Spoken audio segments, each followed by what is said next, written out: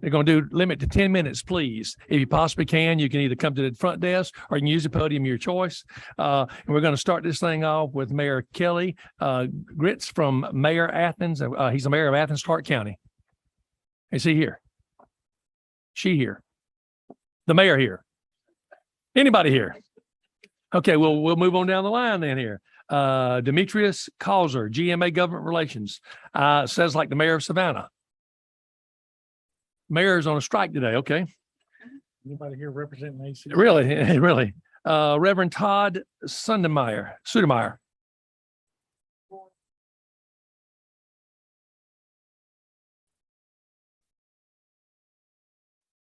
Okay. Well, he's doing his civic duty. Thank you for that. He's doing his civic duty. Thank you. Thank you. Kanata Mitchell, is she coming back to speak? Well, she was on there earlier today, Mayor from City of Atlanta, the mayor's office. All right, let's go down. Hey, we're doing good here, guys. We are moving along. Dr. Shannon Terrell Gordon. Well, the floor is yours, ma'am. And tell us who you're with and what and all that. Lay it on it for us. I am Dr. Shannon Terrell Gordon, and I'm currently the Chief Executive Officer of Adjourns. Put a copy of my card at each of your places for any follow-up questions that you might have that you might think of after today. Good afternoon, ladies and gentlemen. I really appreciate the opportunity to be here. And I'm going to try to put some context to the elephant from our perspective, to use Senator Duggan's. Let's see, I have been the Chief Executive Officer since 2009, and I am going to try to share with you some of the River Edge experiences. Just as the causes of homelessness are multifactorial, we at River Edge have learned that solutions must be multi-pronged and braided as well. What is required is will, commitment, creativity, and funds. As context, in addition to providing the supportive mental health services for 120 individuals currently residing in 106 units of housing created through Partners for Home in Atlanta, River Edge currently has contracts also to operate 194 units of permanent supportive housing for individuals formerly homeless due to mental health or substance use challenges across central Georgia in predominantly Macon-Bibb County. We are currently overserving those contracts, currently operating 219 units that house 321 individuals, including children. These units' ongoing rental costs are funded through 5 different funding sources. Unit oversight and maintenance are funded through 3 sources, including just over $428,000 of our agency margin each year. And of the 219 units of permanent supportive housing that we operate in central Georgia, River Edge Foundation subsidiaries own 85 of them, with 36 planned for construction to replace units whose landlords have told us that leases will not be renewed, since the private market rental rates now exceed the HUD fair market rental rates. If awarded, 26 will come from ARP funds set aside for housing from DCA, and funding for the other 10 has been requested from the HUD priority jurisdiction funds available through the Macon-Bibb Consolidated Government. Please excuse me. Acquisition and construction of units has been accomplished using 4 different income sources, and River Edge has moved to owning permanent supportive housing units to do 2 things. First is to proactively avoid displacement when private market rental rates outpace federal rate setting. And 2, to assure that units are well maintained and meet HUD housing quality standards. What else have we learned? As has previously been shared, according to May 2020 data quoted in the Psychiatric Times, mental illness or substance use disorders precede homelessness in 2/3 or more of cases. River Edge comes from the perspective, we're a mental health center. This is not our primary book of business, but we come from the perspective that stable housing is healthcare. Recovery is never easy, but it surely is easier when you have a stable, safe, and affordable place to lay your head. I want to be very clear with you that over and over, residents that began with River Edge in permanent supportive housing have moved from homelessness to recovery, to education, to employment, to home ownership, from homelessness to a life worth living and community contribution. We've learned that success of the housing table takes 5 legs. Aren't you a gentleman? Thank you. First, all right, I won't blow your cover. Is that a debate? Okay, we've learned that success of the housing table takes 5 legs. So there's 4 on the corners and 1 in the middle. Construction funds, rental subsidy, treatment and supportive services, housing case management. And let me just stop right there and talk about that. Treatment and supportive services are the case management that allows you to say, do you have your medicine? Are you going to your appointment? Do you need transportation to your medical appointment? It gets a little fuzzy for us to get paid when somebody arrives to us with everything they own in 2 garbage bags, and those garbage bags have bed bugs. Medicaid and the healthcare funder says that's not healthcare, okay? And so they're not going to pay us to address those things. So there is an element of housing case management. And then educating communities and developing community partnerships to help clients obtain housing and meet their basic needs. This involves educating and developing relationships with property owners, as well as educating and relationships with the legal, employment, education, and healthcare stakeholders in the community regarding the needs of the unhoused. This work helps the individual focused case management efforts of individuals to occur in more receptive community soil. Our experience, construction money is more easily available than other forms of funding, especially for HUD priority jurisdictions like Macon Bibb. Rental subsidy funds are the next most plentiful. However, treatment and housing case management dollars are insufficient to facilitate housing success. You may recall that we invest over $400,000 of our emergency margin to make it work. Case management as a Medicaid billable service is part of the solution. However, more than 50% of housed individuals in Georgia, at least in our program, do not have Medicaid and do not qualify.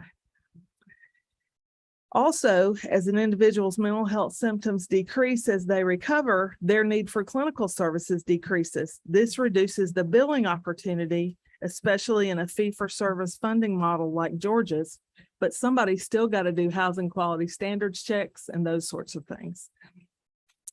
The administrative percentage allowed by HUD is insufficient to fund required housing supports, landlord interface, housing quality inspections, as well as the community education and community partnerships works previously described.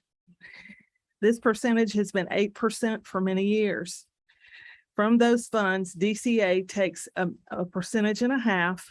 An organization administering the rental subsidies in the community receives 6.5%. This insufficiency leads to fewer housing options available than could be built, as well as salary compression, which contributes to staff turnover. These funds need increase in subsidy. Current funding structure of Georgia's mental health system does not fund reaching the most ill individuals for every provider who has interest, especially those with symptoms of paranoia, especially those who are unsheltered. Why is that? The current fee-for-service funding rules require that an individual must complete an assessment, which typically takes about 90 minutes, given all funder-required assessment questions with a licensed clinician, and to have services ordered by a prescriber before providers can bill for case management. Proof of citizenship is required for state funding, as well as production of a birth certificate, driver's license, and the like. Keeping up with documents is not high on an unsheltered person's list. River Edge case management staff assist individuals to secure the documents. However, we're back to required service completion in order to be able to be funded to deliver case management. And if the records can't be produced in 90 days, everything that you've done to serve that person for the first 90 days is unfunded. Also, in the past, DCA has allocated some of its funds to develop Program 811 housing opportunities of no more than 12 unit complexes for people with disabilities. We have seen these be successful, both to house individuals and to build small neighborhood of support for individuals seeking recovery. We would encourage that to be reinstituted. Georgia's current funding structure is also troubling, given that research proves that the housing first model, and I know we've had this debate about that today, which truly sees housing as healthcare, is effective even with this population. And as I close, I understand you are considering encampments. I encourage careful caution about making sure there's adequate safety. Interestingly, DePaul, USA, known internationally for their compassionate work with homeless individuals, just partnered with River Edge and the Macon-Bibb Consolidated Government to offer available services and disband an encampment. Why? Because of repetitive reports of rapes and other assaults there. There were a few encamped individuals availed themselves of services. The remainder disbanded for less than a week. The encampment has rematerialized in another area. So what are solutions? Recognize that in 2/3 of cases, homelessness is a consequence of untreated mental illness or co-occurring behavioral health conditions. The solutions for these biologically based brain conditions that respond well to research-proven treatments is improved access to treatment and supports to make that treatment successful. Improved access to treatment and treatment success can be accomplished through the 5 legs: commitment of funding to housing and rental subsidies, Medicaid expansion, adequate funding for community cultivation, for proactive outreach to appropriate treatment, lower barrier to access to treatment. When you make sound decisions that follow the research, you can help more Georgians build lives worth living and lives of contribution to our great state. Thank you for the opportunity to speak to you today, and I welcome your questions. And one for Senator Robinson, please. Yes, ma'am. Thank you, Ms. Gordon. I appreciate it. Now, River Edge Behavioral Health. What type is that? A standalone healthcare facility? It's a community service board. It's a community service, and how are y'all funded? We receive we have contracts to serve the uninsured against which we bill for direct services. And those contracts are from with DBHDD. Okay. Then we bill Medicaid, private insurance, we get grants, county funding, anywhere I can find $1. Right. Okay. But the vast majority of your funding are paid by taxpayers. I think that would be an adequate. Yeah. Okay. You made the run through your 5 legs really quick, starting with constructional funding, rental subsidy, Okay. housing. Yes. Casework. Housing case management, treatment and support services. Okay. And then educating communities and developing community partnerships Thank to you. help clients obtain housing and meet their needs. Have you reviewed House Bill 1013 that was recently passed Yes. and signed by the governor? Does that or any other parity legislation assist you at all with getting the reimbursements increased or looked at more favorably when you file with insurance companies or others? We are hopeful, but I was hopeful when the federal parity legislation has passed. Our experience has been that managed care companies just adjust their authorization requirements Well, to be more stringent. and to that point, I think Senator Watson and Senator Kirkpatrick tried to make sure that those types of loopholes were closed when HB 1013 was brought over to the Senate side and disassembled and reassembled. You're exactly right. Okay. And so we are hopeful. I've just been doing this a very long time. Well, is it starting to affect your mental health? No, I'm still a happy girl. Okay, thank you, ma'am. All right. Any Questions, other sir? questions? How many homeless in Macon roughly would you get, Macon-Bibb County? Oh, shoot. I don't know off the top of my head. I would say we could double easily. One more question. How many is the fair housing market money that you mentioned? What is that number nowadays that they allow, HUD allows? It varies by 1 bedroom, 2 bedroom, 3 bedroom. Just if you don't mind all of it. Can I look it up? Sure. And okay. All right, Sure. because it's here. All All right. You want I to phone know, a friend? right? I mean, you Can I call a friend? phone a friend if you want to. Okay. And it varies by community as well. Okay. So let's see. Just get a roundabout figure. Is what I was trying to get. All right. Let's see. Fair market rent. Okay. And when you give those rents, does that landlord give you all inclusive rent, or is there still, do you all pay the water, the tax, the insurance, the How it works is it's based on an individual's income. 30% of their income goes toward rent and utilities, and the subsidy picks up the remainder. Okay, so it is rent and utilities, but it's not all inclusive with the landlord. Right. It's the utility Okay. companies. Okay, here we go. Any other questions? one bid? I have a quick one. Uh-huh. Hold on, I'll put you on there, boss. Go, Judge. So the issue you mentioned about ID Mhm. is something that everyone in a case management context is a battle that we all have to fight when we're trying to serve people. Mhm. And one of the great things that Georgia has done is it doesn't matter where you were born in the state of Georgia, you can get a birth certificate from your local probate court. Uh-huh. And that is a great thing. And so my question would be, if Georgia decided to be a nationwide leader, so when you're dealing with a homeless person who's from Poughkeepsie, New York, Mhm. and they need their birth certificate, the process of getting it is on, and plus there's fees too. You know, you have to pay for it. It's not That's right. free. So if we figured out a way to do some type of reciprocity with other states, like we have done in many, many other areas, That would be great. that would remove that barrier if we Yes. could do that. Yes, Would absolutely. that not be a big help? It would. And the department, just so you know, another great thing that Georgia has done is the Department of Driver Services. We have a relationship with the Department of Driver Services where they actually bill us a reduced fee, and then we pay for the individual. And we use private philanthropy funds to do that. So that's not a barrier for them at the moment either, if they're involved with us. Are you aware of how probate judges get paid? No, Well, they charge fees, okay, and a lot of them get to keep all the fees. okay.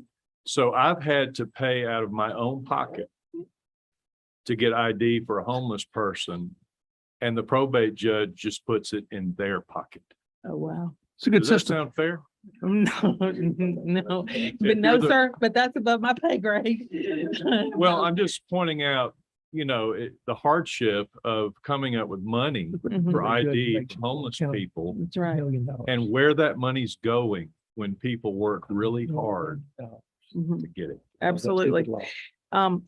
Fair market rents Yes, for ma'am. Macon-Bibb County for FY 22, 1 bedroom is $739, 2 bedroom is $846, 3 bedroom is $1,071, 4 bedroom is $1,147.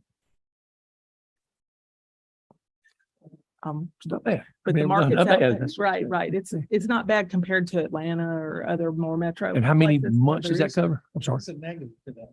Yeah. You'd have to live in Macon Bibb, right? Right. The negative. I know that senator. I don't know. the- Oh, We won't talk about him. well, okay, yeah. Yeah. Okay. Any other questions? Thank you for your testimony. Absolutely, absolutely. And just one more thing, permanent supportive housing is really geared for individuals with severe illness. Rapid rehousing is another option that's less costly and for That lower is true. intensity people. So just to make that clarification. Thank you so much for the opportunity. I think I saw Mary Kelly come in. Sorry. Yes, I got it. Should we got it? That's what we just called. Yeah. Okay, you only have 9 minutes. Just relate to the meeting. Glad to do it in as rapidly as the body allows. Honorable senators, thank you so much for hosting this gathering on such an important topic. I'm Athens Clarke County Mayor Kelly Gertz. Served as a local elected policymaker for almost 16 years, 12 as county commissioner in the unified government, and almost 4 now as mayor. Also for the Georgia Municipal Association, I have Demetrius Causer from GMA with me. I serve as chair of the Legislative Policy Council's Public Safety Committee, and also serve as chair of the Hub Cities Gathering, which is the mayors and the managers of all the metro centers outside of Atlanta. I also had the pleasure of working as a public school teacher and administrator in public schools in Athens and surrounding communities for about 20 years prior to my time as mayor. I'll say sadly, for every year that I was in the classroom and was a principal, I had many of those young people who were homeless. In many cases, they were living on a grandmother's couch or an aunt's floor, but often they also were living in cars and on the street. And so that was just a recurrent experience, certainly well outside of Metro Atlanta. Many times they continued as homeless individuals into adulthood. And sometimes were joined by their classmates who got onto the economic margins and in the particularly challenging economic environment that we're all familiar with, became homeless as adults. Often these are employed persons working full-time, taxpayers. But of course, as we know, and as you've heard so much, often we've also have people on the street in Athens and throughout this state who have mental health challenges, occurring addiction disorders, and some physical health challenges as well. The national data are really clear. There are documented roots of homelessness in both the cost of housing as well as behavioral health challenges. These don't come out of nowhere. We know that, and I witnessed that directly working with 12 and 13 and 15-year-olds in the classroom who went through these lives. Unfortunately, in addition to the cost of housing that you've heard about today, we've also seen this spike in behavioral health challenges. A data point that I've keyed in on a lot in discussions locally and in national conversation recently is that, of course, last year in 2021, the United States saw 100,000 overdose deaths for the first time ever in this nation's history. That's right. And traffic fatalities are no great shakes either. I mean, we're very concerned about that, but we know that there's a national challenge. This isn't a dynamic just in Metro Atlanta. It's not a dynamic just in Georgia. It's nationwide. Now I'm deeply grateful to you and your colleagues for HB 1013, which again is new, but we hope is going to make a difference, as well as your dedication of more than $180 million new dollars to behavioral health needs. I would say that continuing that work, along with providing avenues of increasing desperately needed housing stock, particularly where resources like healthcare and employment are available nearby, is critically important. And one of those things that I would ask from this body in the coming sessions in future years. We would all wish for silver bullets for the homelessness crisis that many of our communities face, but we recognize that there needs to be an entire continuum of solutions. And that it's going to take really a full buffet to get us past the crisis that we are all in right now. Certainly understand the prospect arose this year of requiring local communities to stand up structured encampments. I will caution that this is a complex and challenging endeavor. We've stood up a structured encampment in Athens this year. We were hoping to get a variety of potential providers, and we only got one response to our RFP for this service. So we're about 6 months into this process, and we recognize it again isn't the only solution, and it's not going to be the solution for every community. Some communities are not going to have a provider at all who can perform this service. Some communities are not going to have the requisite space, and certainly even if you use that tool, you're going to want a variety of other tools. Interestingly, to the conversations that you heard both from Mr. Rupersberg and Commissioner Nunn earlier, of the 55 first inhabitants of our structured encampment, 15 had either HUD or DDHDD housing vouchers that they could not find a place to use in Athens at all. Now in Athens, Clarke, we understand that as a regional hub, we take on a responsibility far beyond our borders. So we routinely draw together healthcare providers, homeless-focused nonprofits, faith community leaders, and others to best coordinate care for those who've fallen on hard times or experienced crisis. We've devoted significant local funds through SPLOST and our general fund to affordable housing and to expansion of beds of our local community service board, Advantage Behavioral Health Systems. We've also dedicated $15 million of our ARPA funds to these same priorities. And we routinely commit general fund dollars year in, year out to operations of homeless support agencies and behavioral health needs. Every community has a unique array of resources. And so allowing communities to use the tools that they have at their disposal locally is going to be critical. And while I'll say that regional centers like Athens, Atlanta, Savannah, and Augusta continue to need support, our smaller communities, our neighbors like Winder and Monroe and Jefferson and Greensboro are also communities that can use support. Many of my partners, fellow county commissioners, fellow mayors, people who work in public education in all of those communities can talk about the homeless families that they serve. And they want to be able to support those communities in those smaller towns in Georgia, because of course, that's where people's grandmamas and their old classmates and their neighbors and their friends are, and where they're best socially able to meet that support. The other point that I would make in terms of potential future General Assembly support is that an ounce of prevention is worth more than a pound of cure. And so in much the same way that I described many of these homeless individuals who I've known beginning their journey as children, every bit of prevention that you can do around healthcare, around behavioral health needs, housing and workforce development is all going to prevent future homelessness. Every time we're in the middle of a crisis, we think about the crisis of this moment, but I believe as policymakers, we're called to think about future crises and how can we prevent those for those who are going to fill our shoes later on.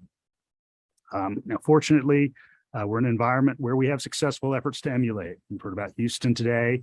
We've heard about some of the great work going on here in Atlanta. You can look regionally at Gainesville, Florida and Birmingham, Alabama, and they're all great models out there that I think are worth looking at. You've also got a rich array of data. You've got research and analysis firms like Deloitte, who of course have a presence here in Athens. We've done a lot of work on this in recent years, and so I encourage you to look there. But again, I really thank you for this work. I think it's the right work. It's the one that we're going to have a legacy behind us of better lives and stronger communities to live with. And I'd be happy to answer any questions you have and certainly help you at any time I can in the future. Senator Robertson, please. Mr. Mayor, thank you.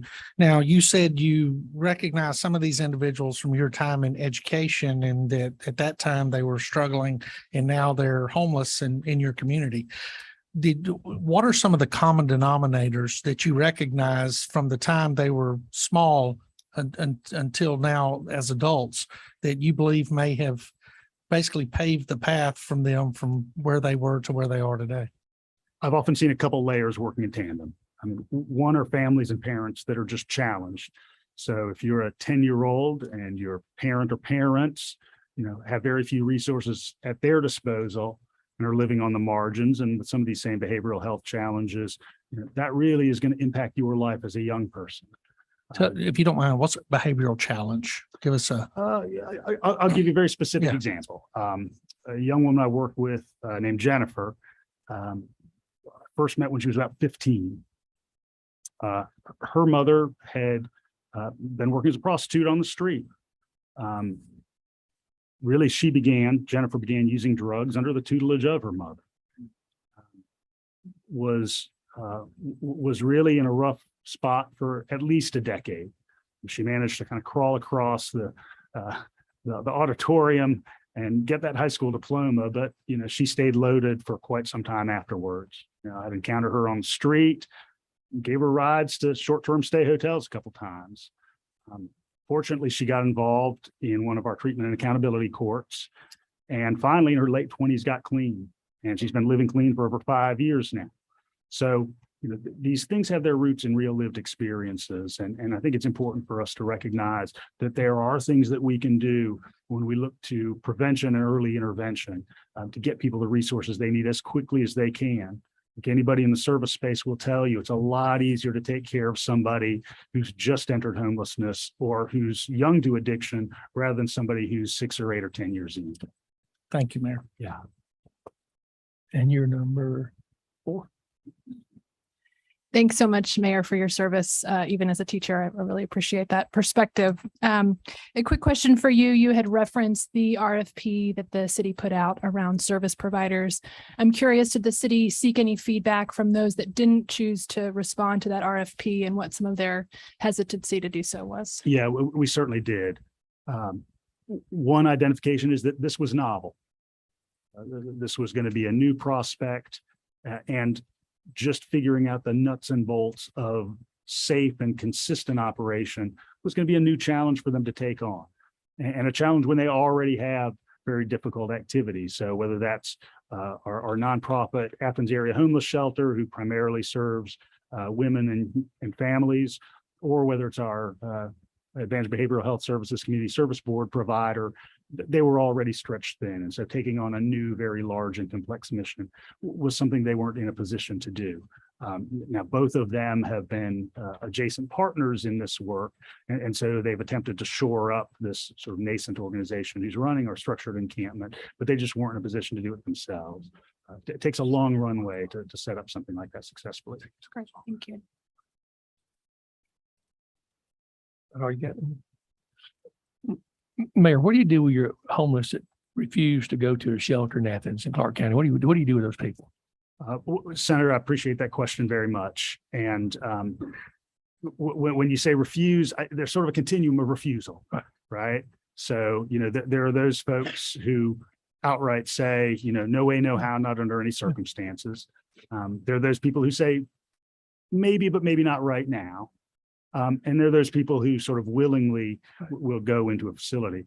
Now, we are stressed to the point where every one of our congregant shelters, every one of our sort of individual unit shelters, and the structured encampment are all full to the brim, and we still have people living on the street. So we've gotten very skilled with our police department and with Advantage Behavioral, engaging with people, whether they're on public property or private property, and developing a protocol to move them.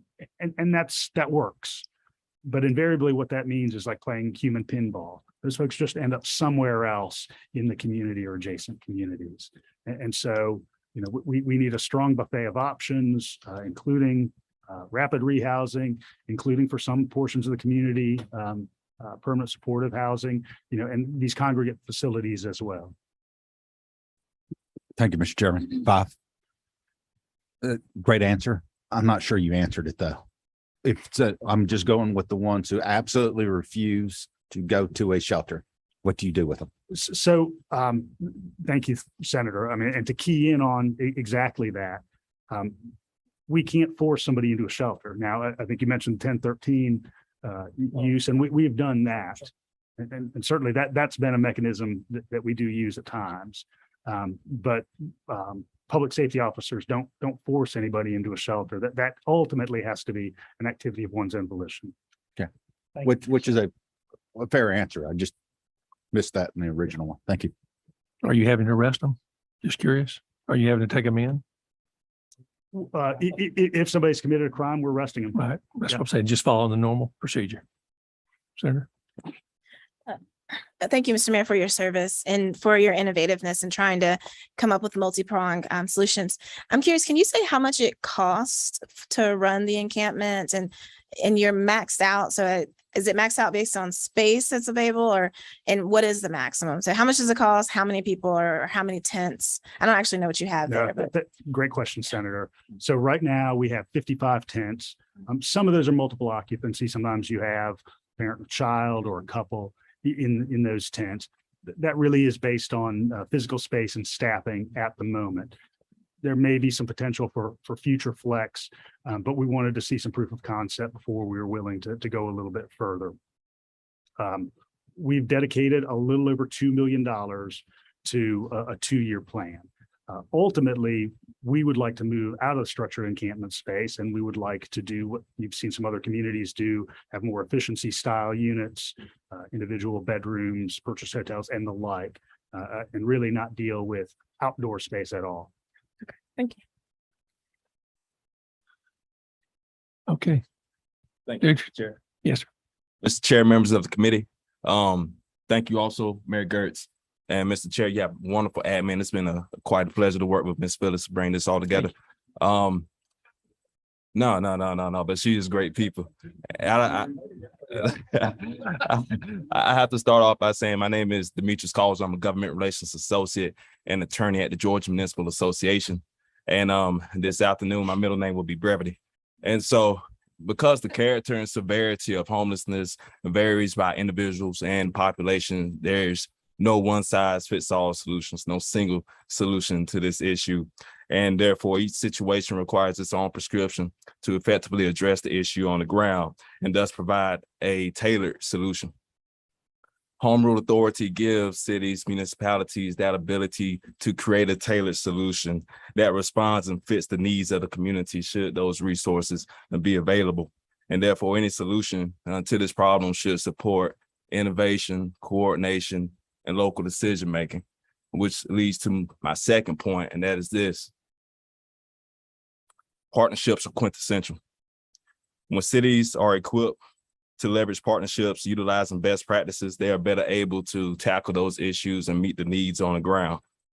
Like I said, I will be brief. So in closing, I believe that there's no one size fits all solution. We believe there's no one size fits all solution. And the cities recognize that folks who compose our homeless populations are veterans, mothers, their children.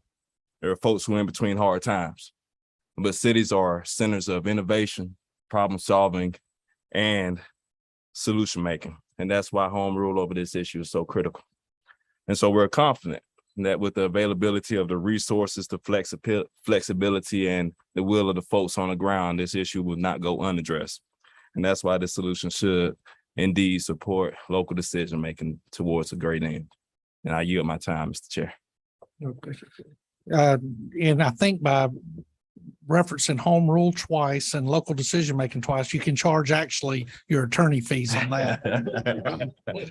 Yeah, like how you work that in there. Talking about working together and collaboration and things like that, and we've talked about all these vouchers that you're unable to fulfill. Well, and I'll use my district as an example. LaGrange, Mayor Jim Thornton, who is part of y'all's organization, has Kia there. Remington just moved there. We've got some other businesses coming, so there's going to be jobs. So is there any work within GMA for everybody to get together and say, hey, look, I've got these folks that are looking for affordable housing, and say they're the bid rate of a 3-bedroom and for 1,071, and the mayor's kind of working together, seeing if they may, and some people don't want to leave a community because of ties and relationships, but some with an opportunity to move to a different community that the voucher would be able to be used and to be able to find a job in those communities could solve multiple problems. Is there anything within GMA to try to get together and collaborate that? Or do you need us in the Georgia State Senate to correct that for y'all? Well, Mr. Senator, the Georgia Municipal Association, we're always ready to do some good work.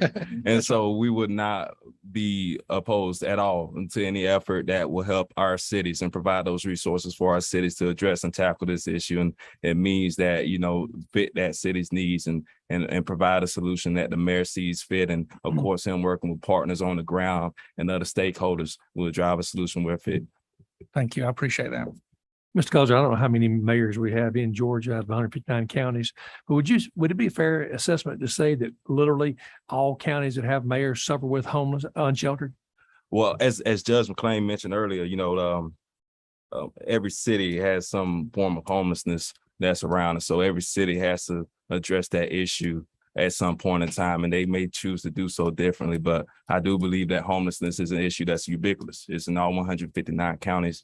Is across the span and spectrum of our state. And I'm assuming GMA deals with this on their discussion board all the time? Well, it definitely pops up, and it's an issue that we've been tackling now.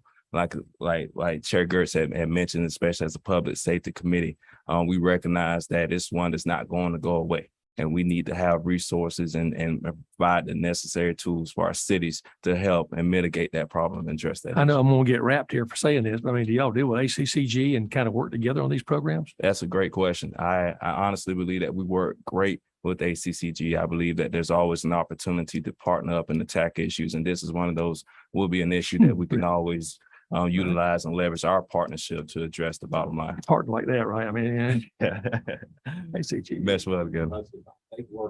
They do. Thank you. I'm glad that you do. Thank you. Thank you Yes, very sir. much. Hopefully that It's answers. another one of those acronyms, right? We unified government trying to set the table for all of them. So, Well, of course. Last, anybody else got any questions? happen now. That's great. Let's get anybody else got any questions? Thank you, guys. Thank you very much. Thank you. Thank y'all. Let's see here. I'm going to try to, going to move this, person has to leave. Miss Isabel Otero, would you please come up?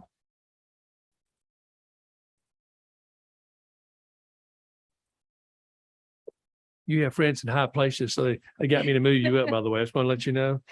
I know you said you had to leave. I'm sorry, but if you can give us that 10 minutes, we greatly appreciate it. And tell us who all you have with you. Absolutely. Good afternoon, Chairman. Thank you for moving us up. I really appreciate it. I have to be in Athens this afternoon. So I'm here with two of my colleagues. So I'm the Georgia Policy Director for the Southern Poverty Law Center Action Fund. And I'm here with Jamie Rush and Tom Jurgens. They are attorneys for our Economic Justice Project.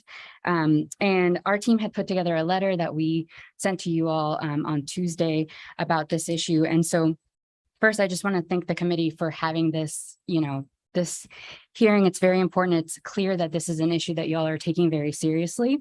And we know that the affordable housing crisis in Georgia is not going to go away on its own. It's not going to improve by itself. And we need to find some solutions. And so we just want to sort of talk about some of the issues that are important to our organization as you all are considering how to move forward. And so the first thing to say is that we believe that treating homelessness like a public health issue will help reduce costs and prevent us from further criminalizing poverty. And so last legislative session, Georgia took a great step in that direction. We enacted the Mental Health Parity Act.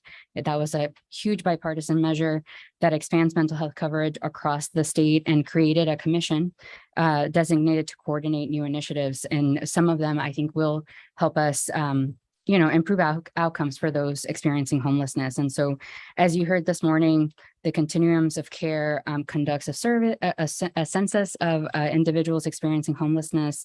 And while every day there might be 10,000 people that are counted, that's a severe undercount. And so we are looking at other sort of statistics and things that are showing us, right, like the gravity of the issue. So for example, the National Low Income Housing Coalition reports a shortage in Georgia of more than 200,000 affordable rental units in our state for extremely low income renters. And so the most recent attempts that we've seen in Georgia to address homelessness are not really getting at the root of the cause, right? So for example, we saw the bill in committee that led to this study committee, SB 535, and that had proposed an outdoor camping ban. And also there were legislators talking about the state sanctioned camps that we've heard about today. And so the problem, right, with both of these suggestions is that they're a little bit ineffective and oftentimes are creating liabilities. And we can talk a little bit more about the cases that we shared. They create liabilities that municipalities might not be prepared to actually address. And so we want to find solutions to these problems. We just want to make sure that criminalizing poverty and homelessness, it prolongs the problems that this body is trying to solve. And so, for example, I think it's line 838 of SB 535. It creates that creates a misdemeanor offense, right? So if you're in violation of the camping ban, you're creating a misdemeanor for people. And when we choose this as a sort of solution to the problem, we are essentially saddling people that are already in a really vulnerable and difficult situation with criminal histories, fines and fees, and other collateral consequences of being convicted. And so we're sort of creating new problems for these folks to deal with. And so right now, most Georgia counties actually have ordinances and rules already for unsheltered homeless people. But mostly what they tend to do is just sort of disperse unsheltered individuals as opposed to find the real support that they might need. And so, if you do that, you're taking them away from community resources, potential friends or family that are trying to actively help them. You're increasing the likelihood that they will be in contact with law enforcement. And it also just drives up costs, right? You're jailing people, prosecuting them, all of those things cost money. And it creates, again, just a really difficult cycle for people to get out of. And so as we've heard about the potential camps as well, we understand that there would be some requirements for people who would be eligible to sort of receive this kind of service. But these camps also create really costly obligations for municipalities that are in charge of running them. And so some of the proposals that we've seen and some of the concerns that our team has are that, we're not sure that local government can always apply the rigorous standards of care that are required to keep people safe in a sanitary environment and also accessible for people with disabilities. And so, we believe that it's far more productive to allocate those funds for these camps to actual new affordable housing in those communities, and use these sort of evidence-based solutions that you've heard about all day to actually reduce chronic homelessness, do rapid rehousing, provide supportive housing for folks, and make sure that people are able to get back on their feet. And so our legal team, like I said, had provided an overview of some of the case law that has to deal with this issue. And we just want a quick summary, right? Courts have held that camping ordinances can violate the 8th Amendment of the US Constitution, and that is the amendment that prohibits cruel and unusual punishment. And so these kind of laws can punish people experiencing homelessness simply for their status.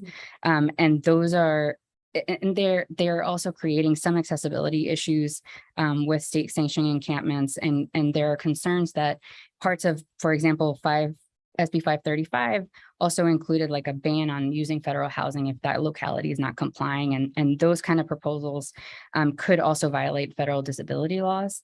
And so these kind of bans are not, neither the bans or the camps, we think are the correct solutions for Georgia. And in addition to all of that, one of the things that our organization does work on a lot are some of the disparities, right, with how government interacts with people. And so, for example, in Georgia, affordable housing has a great disparate impact on Black Georgians. So African Americans make 33% of Georgia's population, but they make up 50% of the individuals who are currently unsheltered.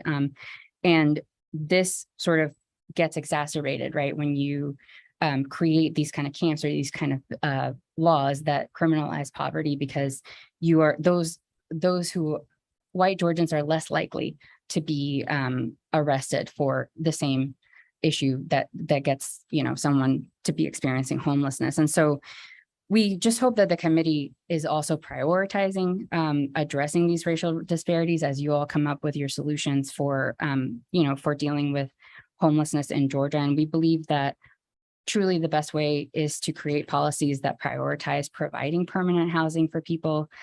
First and foremost is allow someone to address their basic needs first.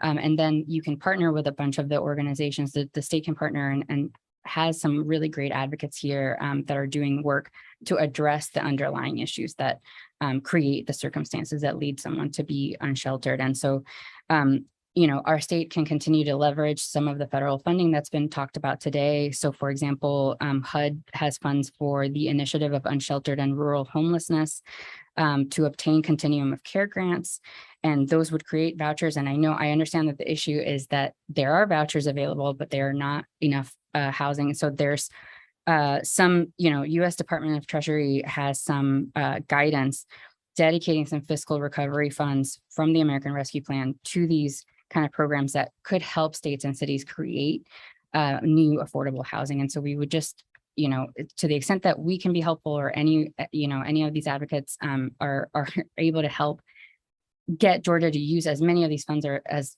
would be available to our state. We also think that the last person I think mentioned this, focusing on prevention and intervention is also a really important piece of this issue. And so Georgia could increase incentives for the private sector to create and allocate more affordable housing. We could be using Georgia surpluses. That was one of the things that was said earlier to fund some of these solutions, and also address food insecurity, healthcare, affordable childcare. These are things that, one of these problems for someone who's in a low-income family could cause a situation where they end up unsheltered or homeless or unable to make rent, right? And so, There are also wraparound services that public schools can provide. There's a public school in every community. Those are places that people rely on. There are things that we could do to support those kind of programs that keep people, especially low-income families, out of really difficult situations. And the last thing we would say is to sort of expand our state's fair housing law to protect tenants from income-based discrimination. And the very last recommendation, to quote Dr. Hayes Brown, is that it's really important that you all make some time and talk to some of the people that are closest to this issue, some of the people who have experienced homelessness or whose family members are currently homeless, because that's sort of the only way to create a truly equitable solution here, is to hear from the people who are closest to it. And so with that, try to be very quick. We're happy to answer any questions from our letter or from our remarks today. I'm just, no questions, just statements for clarification. You know, 535 is dead. You referenced that the Yes. entire time. It's gone. No, I understand, That but piece of legislation is not here anymore. You mentioned that even within that bill, it criminalized. No, 535 quoted the laws that were in Georgia that are on the books already, which is one of the things that the Senator Harris chairing said, that's not right. We ought to, that is not the Right. intent of this, which is why we're having these things now to come around this. So I just felt like it was important because you mentioned it multiple times during your Yeah. testimony to clarify that what you're quoting as law is not even eligible anymore. And the stuff that you said it didn't do. so we certainly know that SB 535 is dead. You all have seen me many times here during session. We just want to make sure that those are not the kind of bills that come up this next session, right? And so we're just trying to kind of highlight some of the issues that we've seen as some of the solutions that have come through the legislature, so that we're not hopefully seeing those kind of solutions come back up. Okay, thank you. Yeah. Thank you, Mr. Chairman. Thank you for your work. You've mentioned liabilities that cities may not be prepared to take on. I know you all are lawyers and all these things. Can you speak to what do you mean by that? So, and I know you referenced the ADA. So if the state sanctioned encampment, would the state be required to meet ADA requirements? Like, what lawsuits are you referring to that we would be open to at that point, or a city would be open to if they had a sanctioned encampment? Yeah, I think the sort of standards that would apply are different from like a high barrier entry shelter, right? Because the state is administering it. They can't turn folks away. They'd have to have equitable ways of administering the shelter so that, folks who are in place can't be ejected for arbitrary grounds, or they have to meet the needs of folks of a wide range of abilities. If they don't provide that, then that could lead to liability under the ADA. And something, and I'll go ahead since you just finished. I've heard this said a lot: could violate law, could violate law, could violate law, which means may violate law, and which could mean may not violate law. So in y'all's group, along with ACLU and other groups, y'all's job is to go out and look for those situations that you feel do violate law and to take some type of legal action in that case. And so, and I know some of the laws brought up today, we're in the 11th, and I know the 9th have done things. And I want to be clear when I say this again, the 9th took action on a 3-judge panel. It wasn't even the full 9th Circuit, and that many of the other judges on that circuit came back and thought it was a ridiculous ruling from that 3-judge panel. And so, and while we appreciate individuals coming up and saying, hey, we want to prevent y'all from doing this next session, we want to prevent y'all from doing this next session. It's really simple to sit on that other side of the bench and say, I want to prevent you from doing it, because you don't represent the 200,000 people that I represent, many of them who are homeless. And I've been on the level that they're on. I've been down there in the encampments. I've back when I first started, and I know when the judge's hair was darker, we used to go out on cold nights and we basically took people in protective custody, and we held them in custody for 3 to 6 hours if they were so intoxicated they couldn't get out of the road, or because they were freezing to death outside. And we had to figure out creative ways to protect their property while we did that. And you know why we couldn't do that anymore? It's because the lawyers came out and said, look, if they hadn't committed a crime, you can't protect them. So then we just had a great relationship with the coroner and other people. And when people died of alcohol poisoning or other things, we just call the coroner and let them come in and make that determination. I don't think that's y'all's intent. But what we have to move from, and I think the leader said it earlier, we have to move from an adversarial standpoint. You and I get along incredibly great, and I think it's because of my magnetic personality, but I could be That's right, mistaken. Senator. I could be mistaken. But you said the homeless count is homeless are severely undercounted. What's the number So the number, according to for the state of Georgia? for the entire state of Georgia. Yes, ma'am. On every given day, we understand it to be about 10,000 people.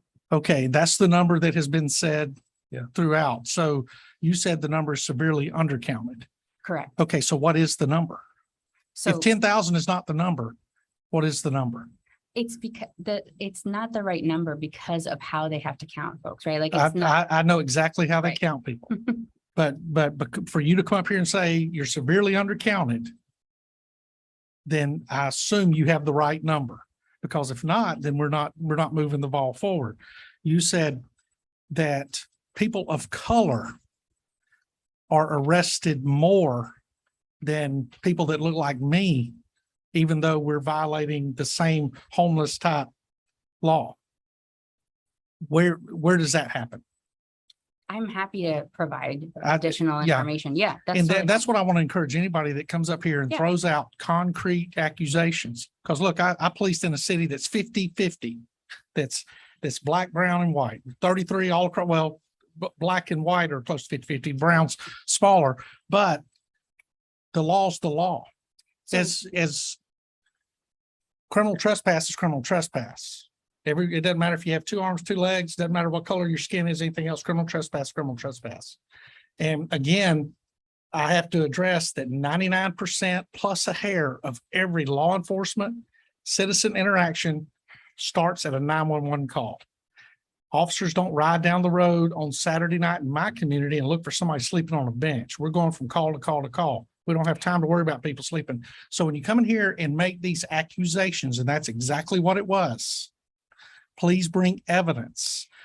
And I don't need an anomaly case out of here, an anomaly case out of there. So in the letter that we wrote to the committee, Yeah. there are several references in that particular paragraph where we're talking about the disparity. So just And I I'm happy- read references in there Yeah. where y'all spoke of court decisions that have zero impact in the state of Georgia.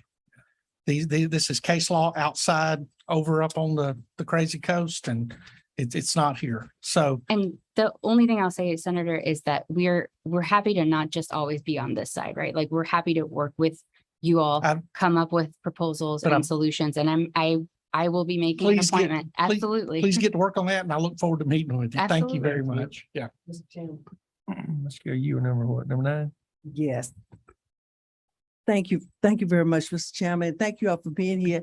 Thank you for all the good work that you do. You and ACLU always do good work for us in the community, and we appreciate it so much.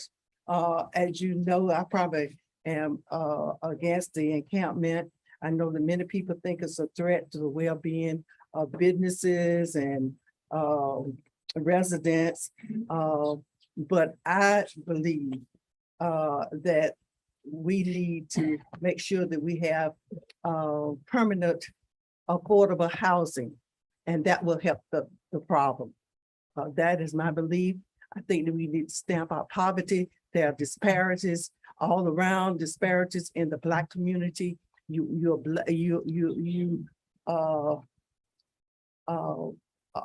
Black people are treated differently when they are driving or when they are in these camps, and there's disparity in healthcare with the Black community. And so I'm judged when I'm driving Black.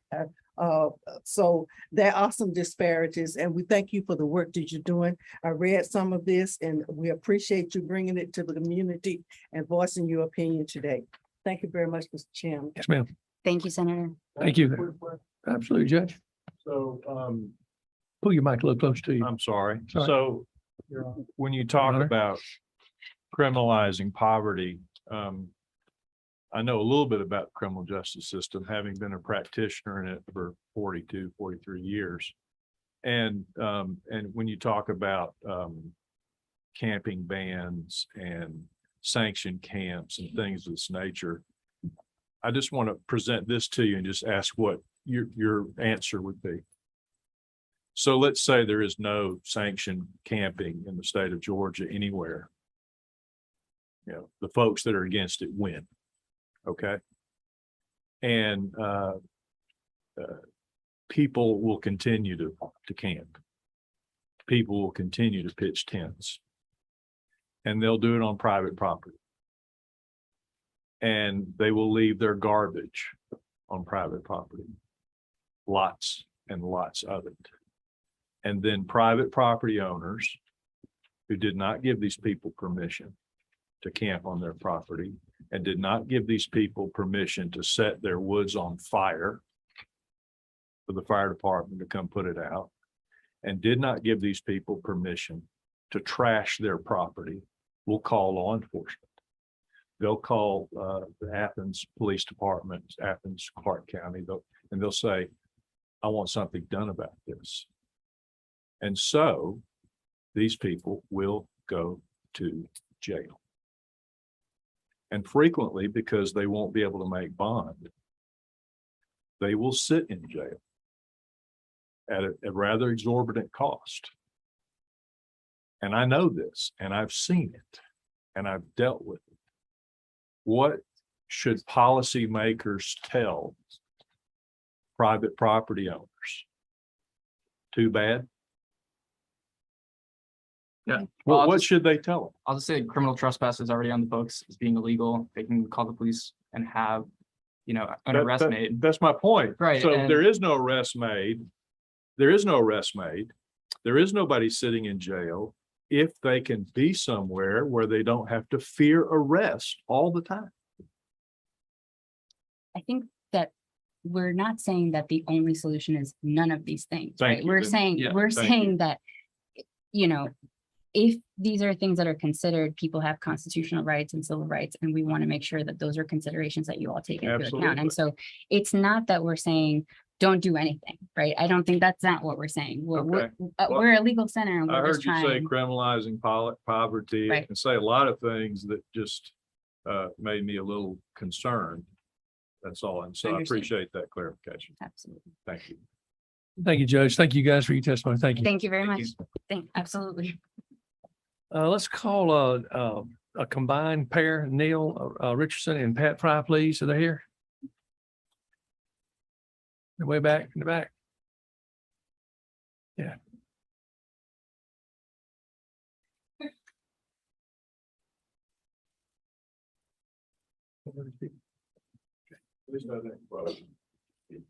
You didn't, no, I don't mind you didn't curse anybody. You didn't- Fox on Sure. nobody. Your Honor, you did not smite. Connected couple. Please tell us who you are, tell us who you with. Huh? Tell us who you are, who you with. I'm Neil Richardson with Safe House Ministries in Columbus, Georgia. I'm Pat Frey, Vice President, Chattahoochee, United Way of the Chattahoochee Valley. Right to you, Miss Pat. Y'all talk to the mics, please. all Please, right. closer. Pat Frey, Vice President, United Way of the Chattahoochee Valley, Home for Good. Go for it. All right, thank you for having us. I don't want to talk about laws or anything else. I wanted to give a street level view of what goes on in Columbus, Georgia. That'd be nice. Our role, or the role of my organization is, as the Continuum of Care, which is the HUD designation for federal funding, oversight and application for homeless service providers, the collaboration, coordination. And one of the things that we take a look at on a regular basis, as many of you know, is our annual point in time count numbers. That's of course that one day in January, during the last 10 days of January, and what the numbers look like. Now, there's debate one way or the other. Are those accurate, not accurate, whatever? I say accurate or not accurate. We do it the same way every year, the same time. So if nothing else, we're comparing apples to apples. So we can see a trend up, down, or whatever. So I looked at 2016 forward because I joined the organization in 2016. And I know we've been doing it the same way ever since I got there. So we had 303 people in 2016, 243 in 2022. Of those in 2016, there were 28% of those that were unsheltered in the count. In this year's, it was 20%.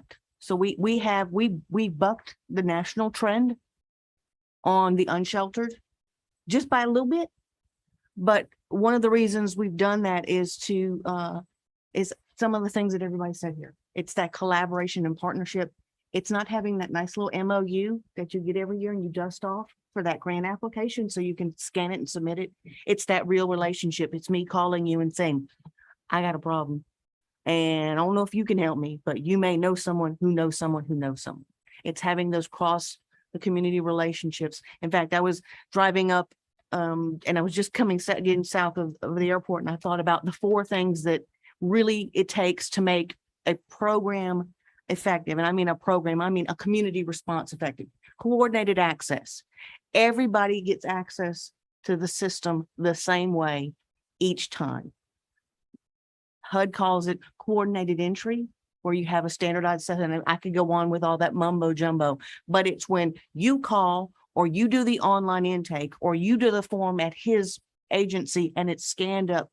Everybody gets the same questions the same way every time. That way, everyone's needs are being assessed the same way every time. That way, the decision making on, hey, this person needs emergency shelter because he's sleeping on the bench at 13th and Broad, or this person needs permanent housing referral. She's in a shelter now, so we're not looking at immediate needs, but we need permanent housing referral, no income, so we need job training or employment services. We need to get connected with all of the other mainstream is the word they call mainstream services and benefits. Food stamps. Do you have health care? Do you have Medicaid? Are your kids in school? All of these come together with those partnerships. It's that law enforcement partner who will say, hey, business owner XYZ called, this guy sleeping on the bench, literally at the corner of Broad and 13th in Columbus in front of my place. And the law enforcement officer who you have built a relationship with, who's in your office a couple times a week, checking on you, making sure things are good, says, this is really not a law enforcement issue. Can you, and by engaging with that person that day and probably every day thereafter for some time, they decide that this is not the place that they want to be. They don't want to see this every day. Or they say, you know what, on a Friday night, while you're downtown, they go, yep, I'm ready finally, because you've done it again and again and again and again. But coordinated access is the beginning. Next thing is outreach without restrictions. And when I say without restrictions, currently the funding in Georgia for outreach teams is only through mental health providers. The problem with that is the client has to enroll with that mental health provider before they can be signed up with the outreach team. Well, outreach means to me is under that bridge or at that encampment. It's not that client coming to your office and saying, I need to enroll in outreach. That's not realistic. Not when we're dealing with mental health issues, not realistic. Community case management, excuse me, again, not a funded service unless it's connected to a housing program. So if your housing program allows for case management for up to 6 months, at the end of the 6 months, you're on your own. Now, I may pay your rent for up to 2 years, but you're on your own as far as all those other things that contributed to your homelessness to begin with. You're on your own. So long-term, community-based, community-wide case management, and in my opinion, and he wants to laugh because I always have one, but is based on the outpatient Medicaid model that the SOURCE program that was founded in Georgia uses. It works. It was started in 2009 to keep patients out of the emergency rooms and to keep them from coming back to the hospital, because return visits within 30 days, the hospitals weren't going to get paid. So they put programs in place to, hey, how can we keep folks out of the emergency room and manage them in their homes? Our community case management program is based on that premise. It's about those high intensity visits at the beginning as we taper off, as those immediate and those issues, substance abuse, education, income, all those things are being addressed and we're chipping away, then we can start trailing off. And then those true partnerships. And I think I've alluded to those already.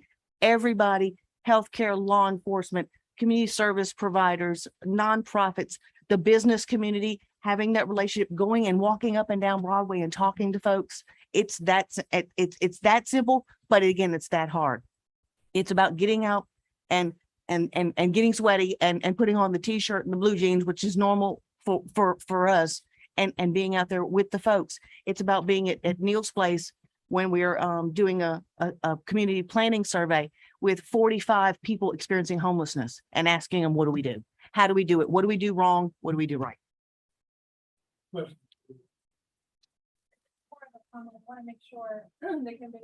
That we really hear, I think your point about that trust building aspect of so much of your work, case management being a very human resource heavy role, and time to take to really build those relationships. So I know there's been some conversation about administrative expenses and how that plays into this equation. And I don't want to throw that out completely if that means a better managed program, Absolutely. a more, to be able to retain and recruit social workers to this field in a time where it is hard to hire. I think we all in every industry can agree that's the case, even more so in this work. So I just want to make sure we don't miss that point as a committee, that there really needs to be an investment in case management and social workers in the workforce aspect of this. Absolutely. Absolutely. With that, there will be success, without a doubt.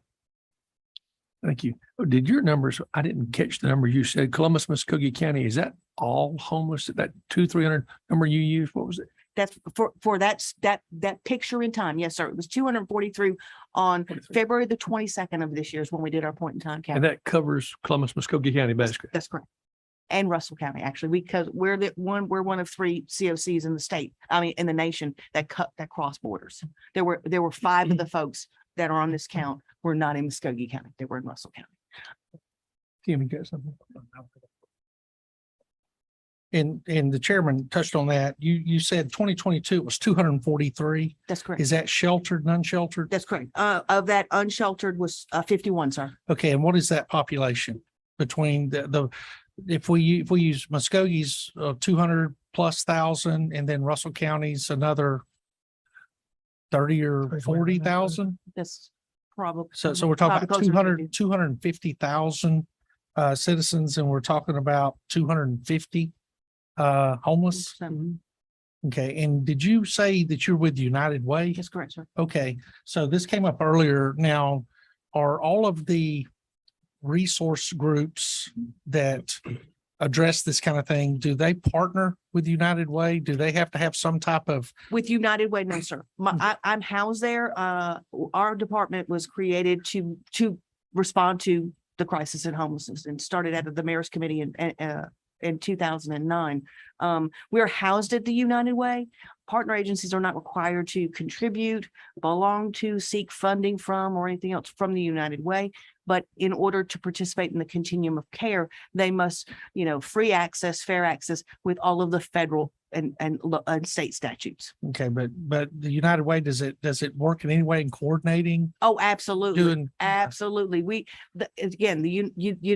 under the United Way umbrella so that we have a bigger footprint, and so that the administrative costs you talked about they pick up the administrative costs. So it doesn't cost the taxpayers anything to administer our program. But the United Way, and because of the fiduciary responsibility of the United Way and their financial resources, able to help agencies to get those starts that they would not get normally, and become the match for a lot of the federal and state funding. Okay, when I started in law enforcement, Jesus was a juvenile, but I went out. I was out in North Highland, and I arrested a male for domestic violence, and I was leaving his wife there and their children, and it was a pretty desperate situation. I had a sergeant that came out and handed me a directory from the United Way. And in that directory was every source agency, one that still stands out. There was even a Stutterers Anonymous. There was all the anonymous groups. There were food banks. There were all of these programs in that area. And I carried it in my car. It was a hard copy. So if I came upon a situation, somebody had something, I could, whatever it was, I could reference it and say, hey, yeah, if you go to this number, do y'all still do that? We do it electronically. It's called 211. And Okay. it's online. And the unique thing about having the digitally versus on paper is if your shelter's full, it's not going to show up. So you're not going to be trying to call a place that you're not going to be able to get resources. Yeah. So yes, we have access. And I appreciate the advantage of digital. And I also understand the disadvantage of digital as it works too. If I'm out in some of those neighborhoods, it's much easier for me to write it down on a piece of paper, hand it to somebody, they call it on their phone or something like Sure. that, as opposed to me saying, Miss Smith, go in and call 211 or go online. But I was just curious because we had spoken earlier about it would be great if a lot of these services were pulled under. Yeah, they don't have to share each other's money and everything, but at least coordinate somehow. Oh, absolutely. So in order to Thank you. function here, I think one of the things we do successfully in Columbus is the stovepipes are gone. And so everybody's at the table. And we make it uncomfortable not to be at the table. Safe House Ministries is kind of a unique approach, and I've been listening to a lot of really smart people here today. I'm not one of them. I'm just a 30-year cocaine addict who ended up clean and sober and then ended up as the chaplain in the jail. And then as time went on, trying to find places to plug inmates leaving jail into successful transition, birthed our ministry. Today, we have 182 beds between a men's facility, a women's facility, and a family apartment complex. We do 35 beds for permanent supportive housing with DBHDD. We also operate a training program for electrician apprenticeships, HVAC and plumbing apprenticeships. We're partnering with Construction Ready here in Atlanta for construction jobs and working with that outfit there. We operate a free state licensed IOP. It's an intensive outpatient substance abuse program, and we can provide housing for somebody who can't be an outpatient if you're homeless. And so our approach is I like what you said about the pox. I think we're trying to solve the short-term pox. We're not smart enough. Glad I found somebody like it. Except it was just the Middle English part that made me not want to watch that movie again. But what we've discovered is there's two prongs to this thing. The long-term prong. Listen, the conversation today about housing first is 100% correct. Our available apartments availability in Columbus, Georgia is less than 2%. You can have a voucher, you're just not gonna find a place to stay. Yeah, anywhere. No, and listen, half of that 1.75% availabilities are not Suitable. what to is live in. suitable for Yeah. human habitation. Sure. They would still qualify as homeless based on HUD's definition. That's right. So we don't have, we're scrambling to find. So in the long view, the answer is finding a way to incentivize building apartments and affordable housing for the citizens in the state of Georgia so that the price can settle down as supply and demand starts to work in our advantage. In the short run, if we've got 51 unsheltered people in Columbus, Georgia right now, we went in April from 84 beds to 182 beds so that we would have more open beds than there are people on the street. And so now we just have to navigate the substance abuse issues, the mental health issues, the co-occurring issues, and the I don't want to play well with others issues and try to work it down. Well, I mean, listen, we at some point in time get down to a number that's low enough that some of them are not ready yet, but we still have to get them off the street. And so you're picking them off one at a time, two at a time. So basically on a short range, can we help you provide an income for you and your family that's greater than minimum wage? Yes. Can we help you deal with the substance abuse issue? Yes. And will we insist on some accountability? Let me give it to you like this. There's an 800-pound bag in the middle. It's got two handles. You can only carry your side and you're good for 25 pounds. We will carry the other 775. But if you put your end of the bag down, so do we. At some point in time, you have to partner with your own success. And so, and maybe that's just the only stuff I really know. I've said I'm not smart like half of what I've been hearing here today, and I don't know the stats, but I do know this, that when I made a commitment to stop doing drugs and I got some help and I got a sponsor and I got my head out of my butt. Can you say that at a Senate hearing? Anything you want. When you do those things and somebody will come alongside with you and be patient enough when you do slip, you can get across the finish line. You have to carry your end of that bag. I did want to show you one other thing. And everybody that's a homeless provider in the state of Georgia is somehow in Client Track. There is a barcoded ID available in Client Track. And if you print it up and instead of putting your agency names on it, call it something cute like the community access card, because I know most of our clients would like some access and like a little hope. Yep. And you put a Great idea. picture on there at an expiration date and an issue date, you meet the standards of ID. And then if you take that and you show the evidence-based use of HMIS or client track, vital records in most communities will accept that as one of the required ID pieces for a birth certificate. They won't let us use jail ID. Well, it's because you're not in jail anymore, and so you're not trackable, but you are still homeless. Our Metra in Columbus, so for our bus system, this becomes a homeless ID card that allows somebody to get a discounted bus pass without having to buy another daddy ID card. But we've been able to talk to some local banks and some local check cashing stores and be able to market this with a little hard work on our part as a legitimate ID. Even if it's just as simple as the dadgum barcode works and I use scanners, and so Jesus didn't eat at my place yesterday and neither did Pinocchio.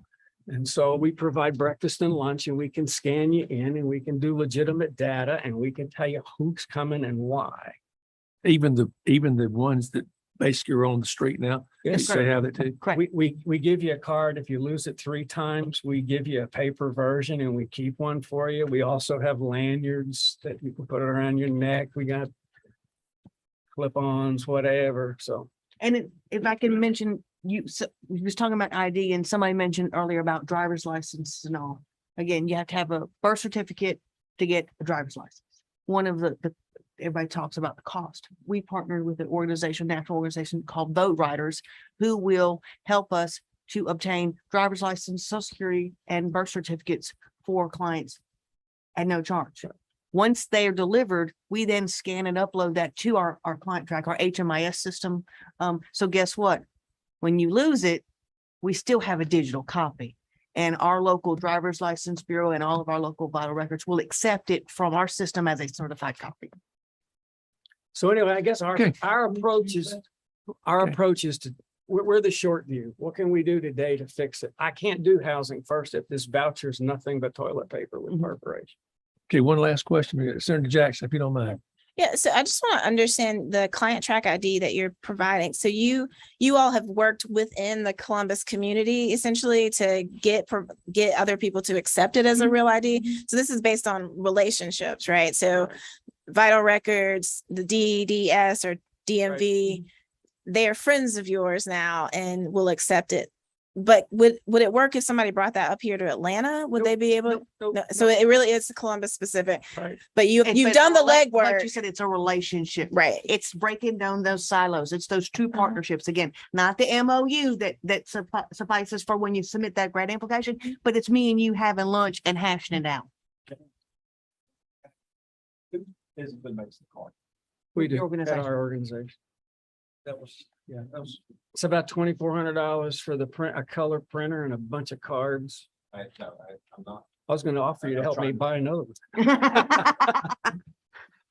Yeah. Senator Roberts had one quick one. The card Yeah. that you're talking about, it's got a barcode on it. That's correct. And so you have a reader. Mhm. What can a person use? Where can that card be read? So at our facility, I'm using. it Right, for it's data Safe collection. House. Yeah, Right. but we've got 5 locations, so Right. I'm using it all of ours for data collection.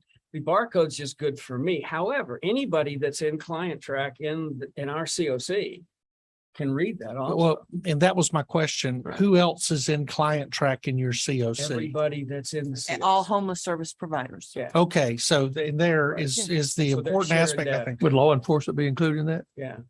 That, can you help encourage that, please? We're on the road to that. We're working can on make it. that On a Some bigger of your part. recommendations. I love the idea of a shared database across the country. You know, you talked about how bad it was to get one out of New York. How about Texas after Harvey? It was 6 months Mhm. to get a birth Right, certificate absolutely. and forget about it in Los Angeles. Oh, even worse than that. Yeah. I have somebody born on Guam. And if you remember, the Air Force had a fire at the records repository. And Guam had an Air Force base. So I have a client who was born in a hospital whose records were destroyed. And neither the government of Guam or the United States Air Force would allow her to become recognized as a living human being. It took us an act of literally going to Congress. Efficient government, thank you. For your straight talk, beautiful. Thank you very much. That was Alan. Gary Cornell with the Central Presbyterian Church.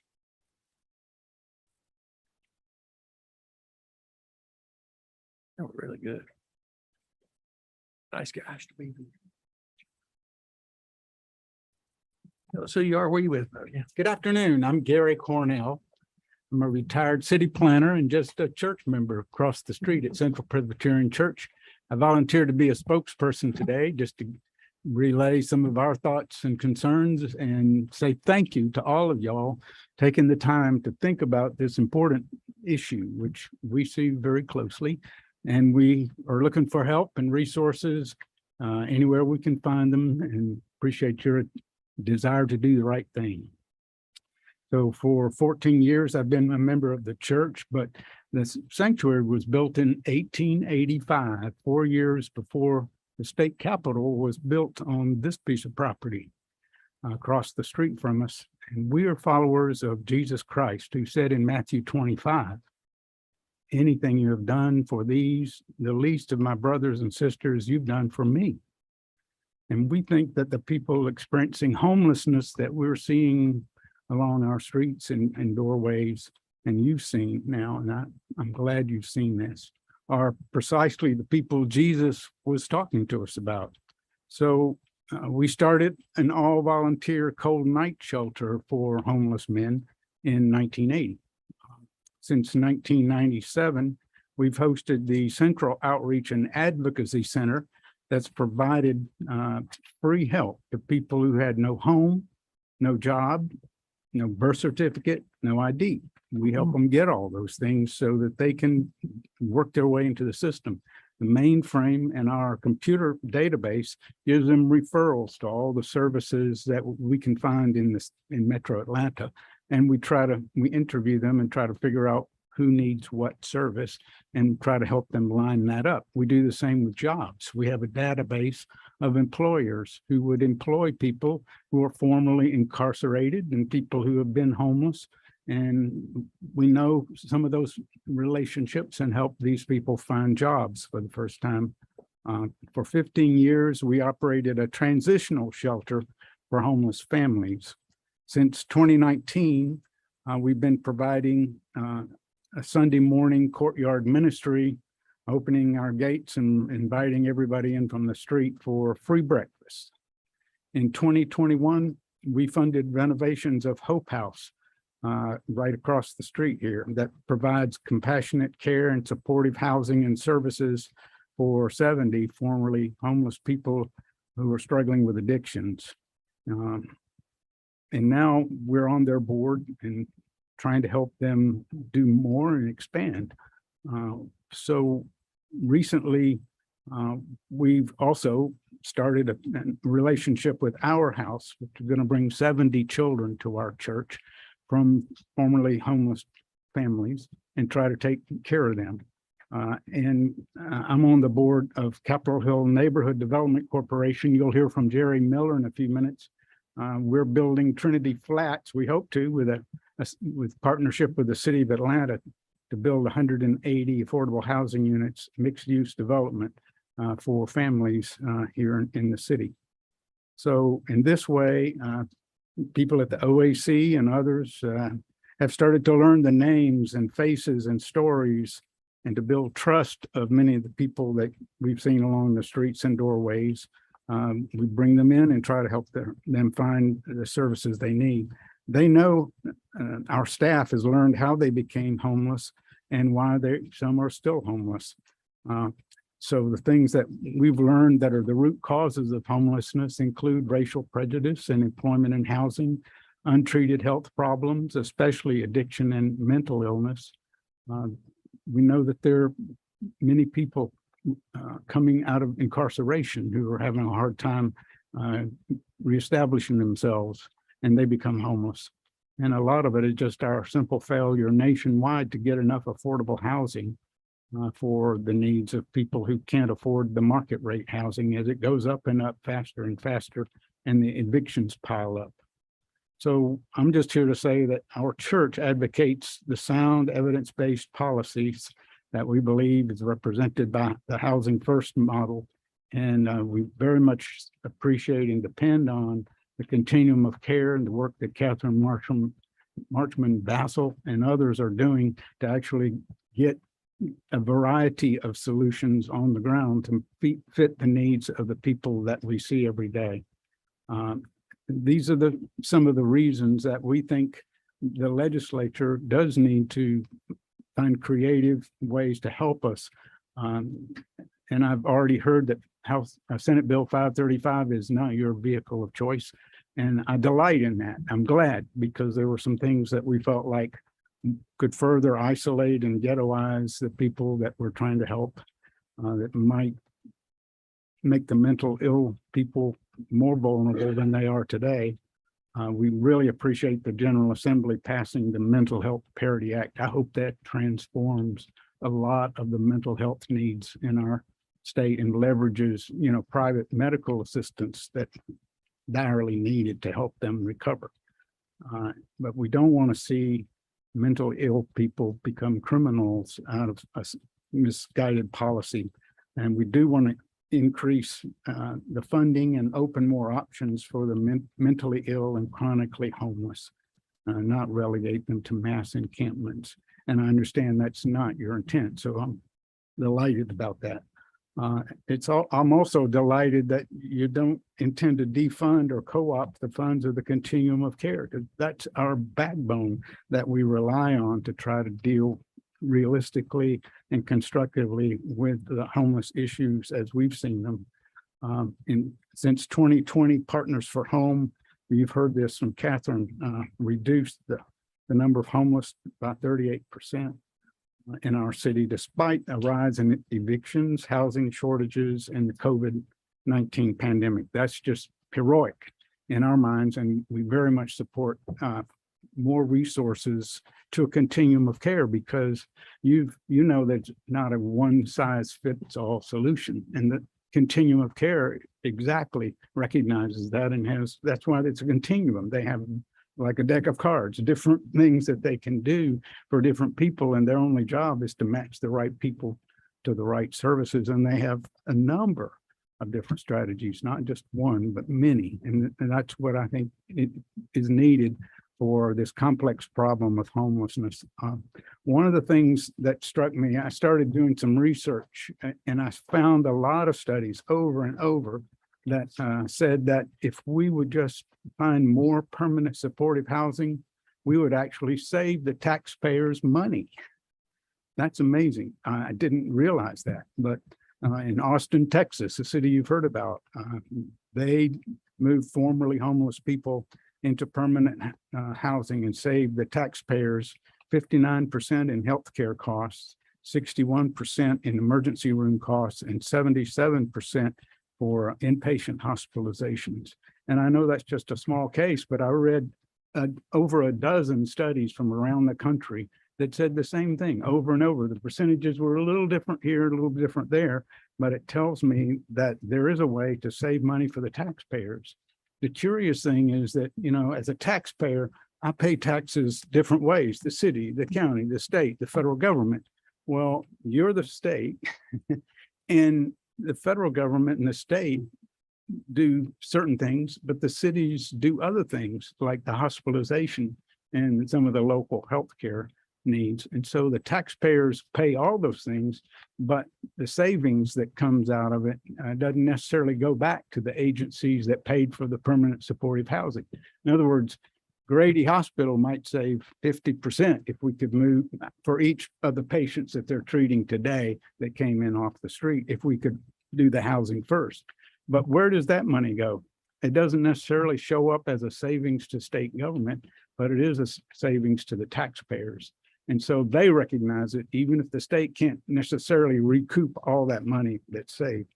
So all I'm trying to say, it's a complex problem. There aren't any simple answers. We think the continuum of care is doing about as good a job as anything that is existing and anything we've heard about today. And we hope that you'll continue to give them the resources that they will need to succeed and move that 38% reduction still higher. And we want to participate every way we can. One of the crazy ideas I have is I found out we can sell our development rights over the top of our church and raise $10 million. I'm trying to do that. I'm looking for somebody in the real estate community to buy our development rights so that we can take that money and use it for affordable and supportive housing. So we're trying to be creative, and we know that you are too. And so I hope that we can join forces and begin to make a difference, not just to ourselves, but in our communities and the people that are the least capable of fending for themselves. Thank you. One question for you, Mr. Senator Jackson. Yes, sir. It's not a question at all. I just want to thank you and Central Presbyterian for all of the support that you provide to the community. We walk by it every day, and I happen to be able to serve there. And so I'm just very grateful for the work that you all do.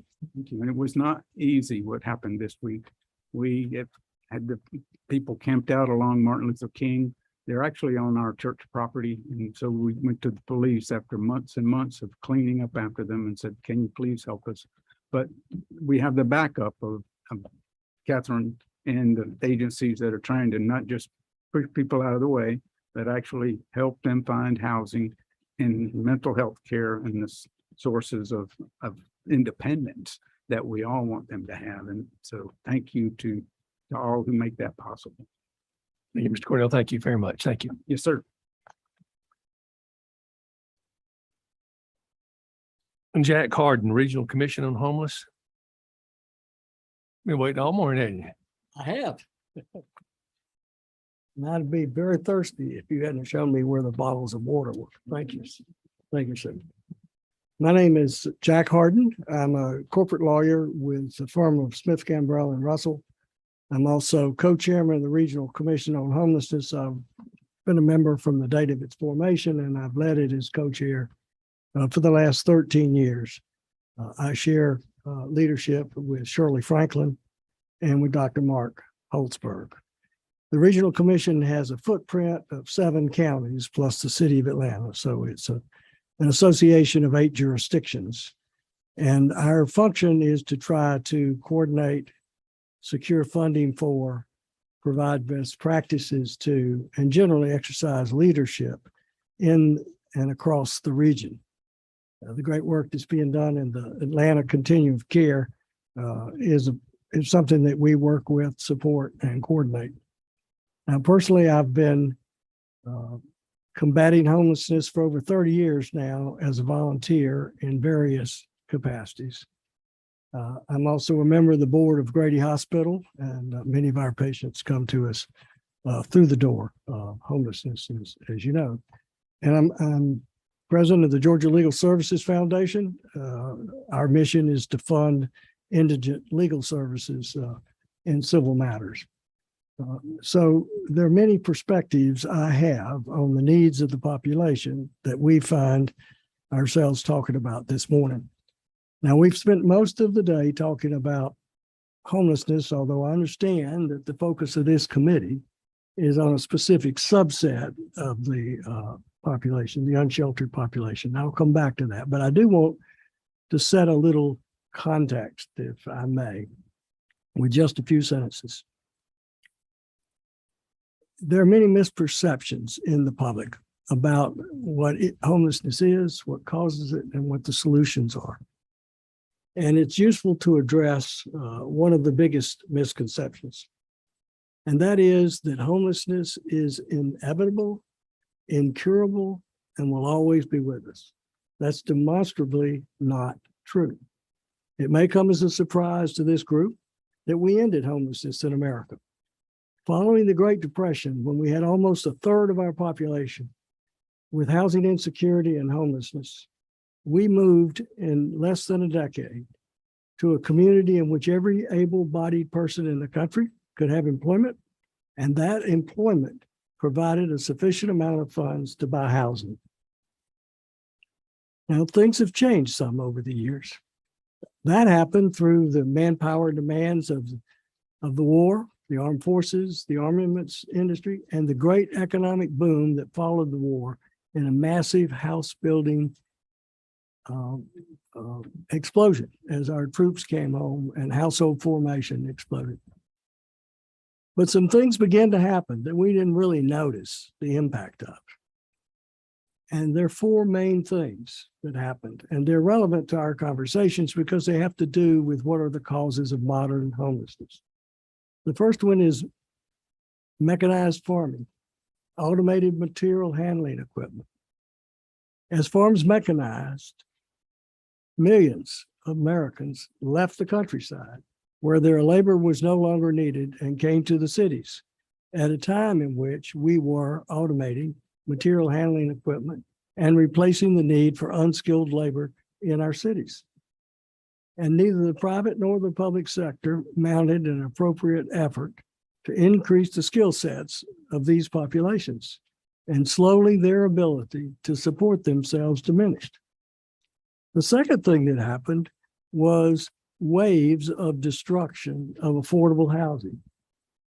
With the urban renewal and other programs of that genre, we destroyed tens of thousands, hundreds of thousands of affordable housing units, and we're still doing it today.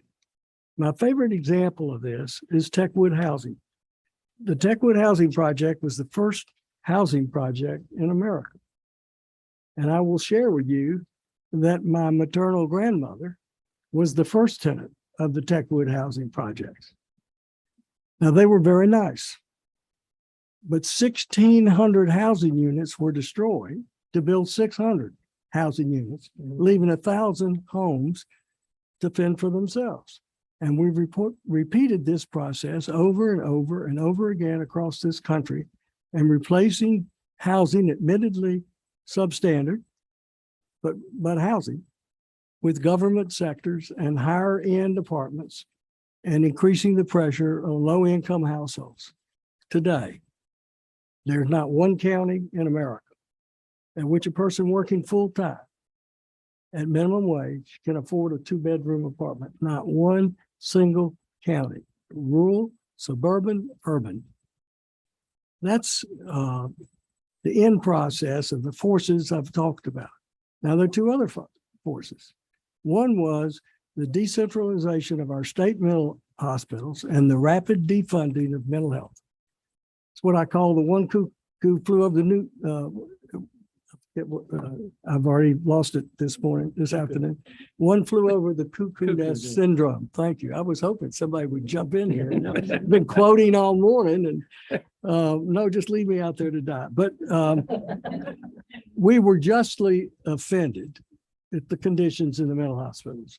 And so we closed them, but we didn't open up community-based mental health treatment facilities. In fact, I've read this, I couldn't find this morning where I read it, so I'm just going to say I've read it, that we spend less per capita, adjusted for inflation, on behavioral health in this country than we did in the 1950s. Think about that. I started to say we all remember the 50s, but Senator Jackson, you've read about them. It was not a touchy-feely time, but we were investing more money on mental health per capita then than we are now. And then the fourth and absolutely devastating force was an enterprising but deplorable Colombian by the name of Pablo Escobar, figured out how to sell addictive substances on the streets in America. And the great drug crisis began in the early 80s. And as was referred to earlier today, over 100,000 people died of drug overdoses in the last 12 months. That's more than the entire number of Americans who died in the entire Vietnam War. And we lost 100,000 people in 1 year. And it was just slightly less than that the year before. And it keeps growing, and we haven't been paying attention to it because we have another pandemic we've been worried about, but it is a public health epidemic. And I was pleased to hear several questions today about substance abuse treatment. I'm part of a small group of Georgians who have brokered a partnership between Hazleton Betty Ford and Emory Healthcare, and we have just stood up something called the Addiction Alliance of Georgia. We built out clinical space and started operating in June. And maybe someday I'll come back to speak to you and some of your colleagues about state support for that. But I will tell you that on the website of DBHDD, it says there are over 600,000 people in Georgia currently in need of substance use disorder treatment, and over 500,000 people not getting it. So the people who make the suggestion, well, we should just put people in drug treatment, need to take into account the logistics of the absence of capacity at the moment. And we have that in behavioral health too. So now that I've set that context, let me just say that these four forces that have created what I call the modern homelessness began to be noticed in this country in the late 70s and early 80s. And the first people to the table were the faith-based communities who provided food kitchens and started overnight shelters. The federal government got into it in 1987 with the McKinney Act, and all we hear about the funding and the programs and things that come through HUD, that was the origin of that, the McKinney Act in 1987, signed by President Reagan.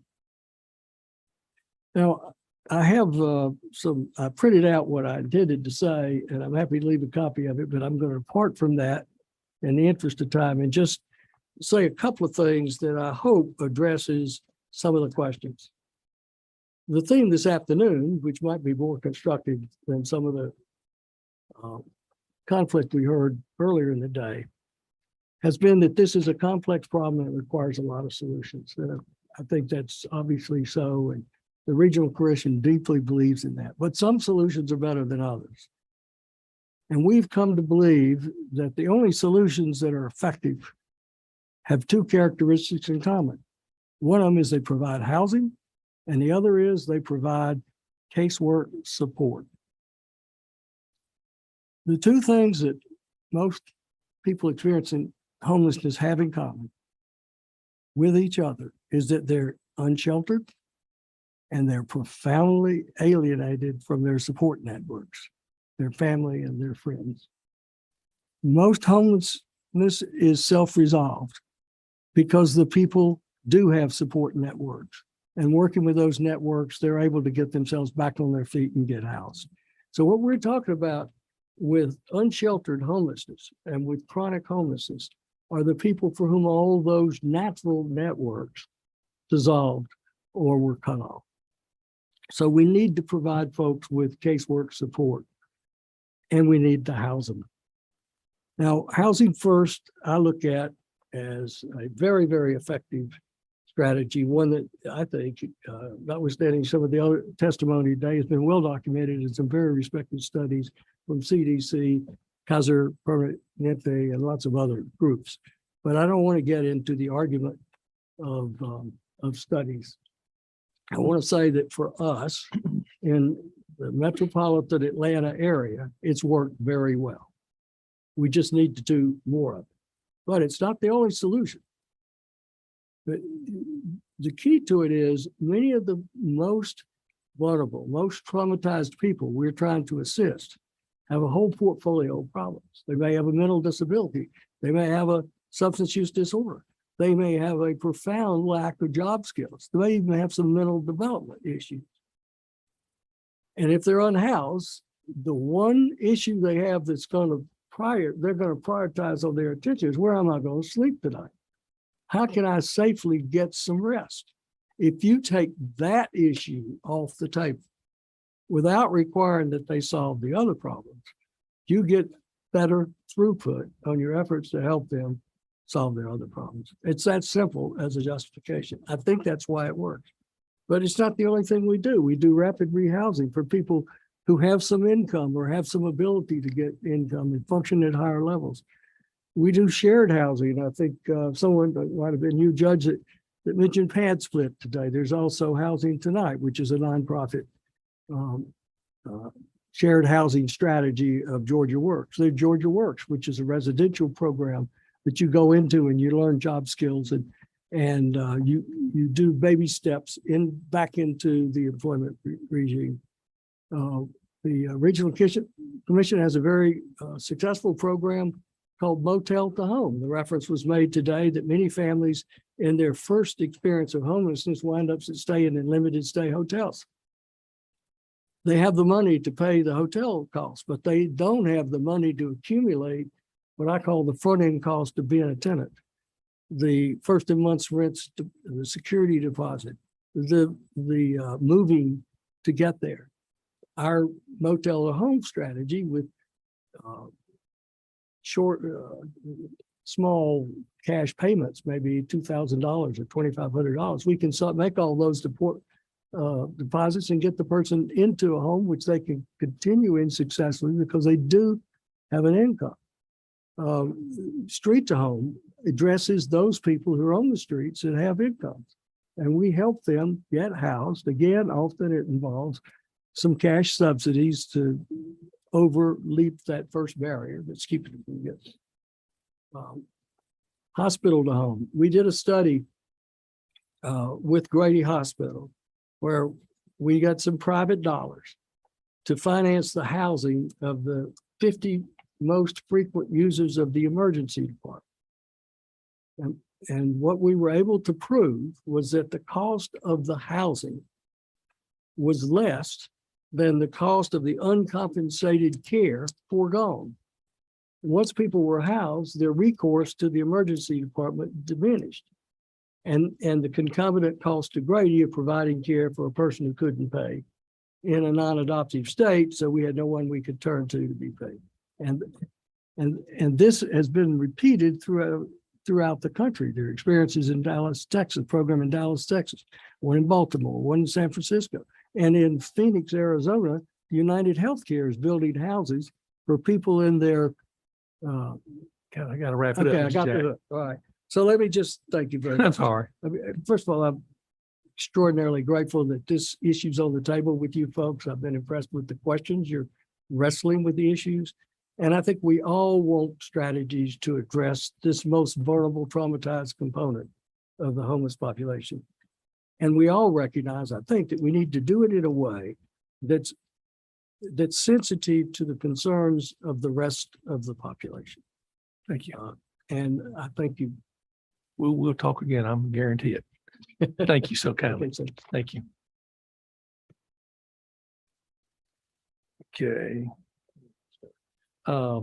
This is one we look forward to hearing from Richard DeShields, a person with lived experience.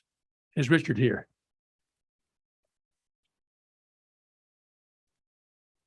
Richard, when you hear the buzzer cut off, make for the door.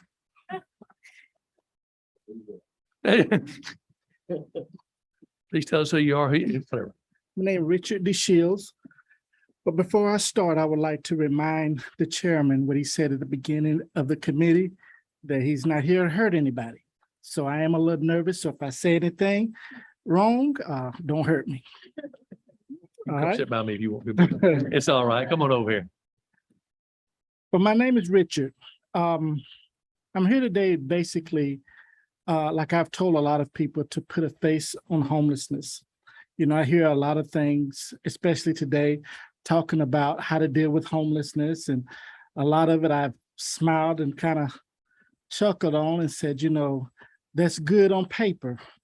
But the year 2015, my life changed.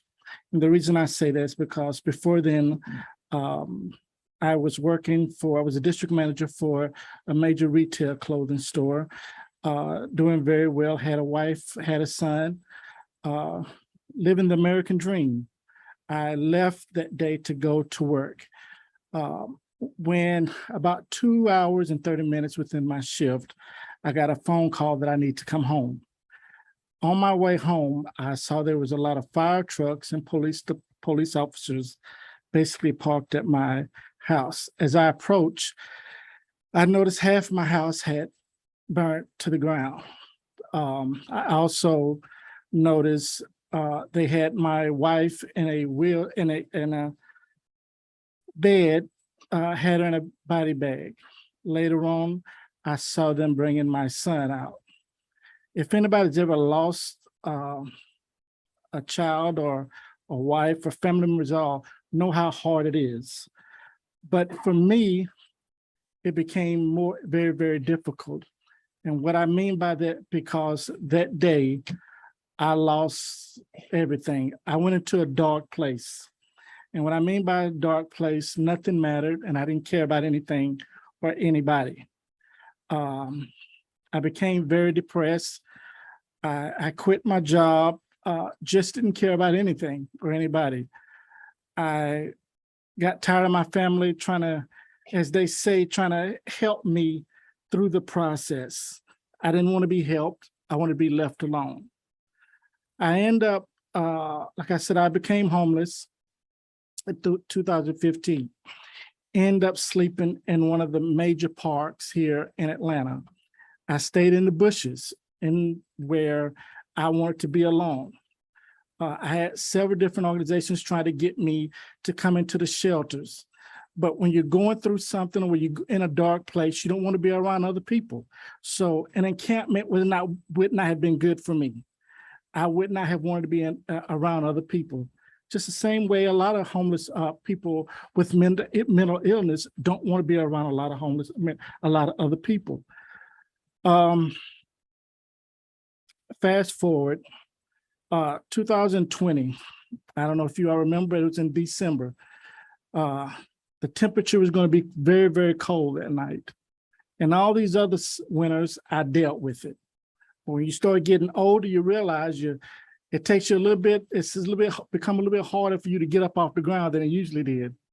Well, I was told that it was going to be 25 degrees and with the wind chill factor, it's going to feel like 17. I knew that if I stayed out there that night, for some reason, that I would die. I knew I was going to die. I had made preparations that this is the night that I was going to die. Luckily, I was afforded a position, well, a spot in the, at the time they used to call it the Homeless Hotel, where Partners of Home sponsored. They brought him. I ended up getting a bed there. I was very reluctant, but at the time I wasn't ready to die either. So I took the offer, went into the room, but again, I had a bed, I was warm, but again, I was still dealing with my demons. Now instead of being inside dealing with them, I'm outside dealing with, instead of being outside, now I'm inside, but I'm in a room by myself. So I was still okay with that. And knowing that, I had a lot of I had a lot of case managers with Partners of Home that was working with me and got me into start talking to mental health, people like that. But I could not have done it by myself, because when you're in a dark place, only thing you see is darkness. It's like having a wool over your eyes and somebody tell you to walk through Atlanta. You can't do it by yourself. You have to have somebody that'll hold you and be able to say, hey, you know what? I know you're going through this, but let's do this. Was I ready for an apartment right then and right there? No, I was not. Because at that time, I honestly believe that I would have probably committed suicide. Not because I wanted to die, it's because I didn't want to live. I didn't have my family. I didn't have the things I usually have. I just would have probably ended up killing myself. Knowing that I had the hotel and the support that they gave me to help me prepare myself for when it was time for me to get an apartment was great for me. This past April, I can say that I'm in my own apartment, and it's not something I did on my own. I had a team of people that came, embraced, and did it for me. When you used to hear people say it takes a village to raise a family, it takes everybody in Georgia to help bring somebody that is homeless up. Has it been easy? No. Do I still deal with demons? Yes. But that's part of life. Am I committed? Yes. Long as I have the people that have my back, I can do it. Now, I want to talk to you a little bit about the encampments. Don't get me wrong. it's a good faith effort. And I believe that everybody's heart is in the right place when it comes to the encampments. But again, remember, you're going to be having addicts, you're going to have mental health people that are in these encampments around other people that have the same problem that they have. You're not, unless I'm going to be honest with you, you're not going to have case managers that's going to be coming into these encampments and talking to their clients because they're going to be afraid. I would be, and other homeless people would be afraid just to be a part of that.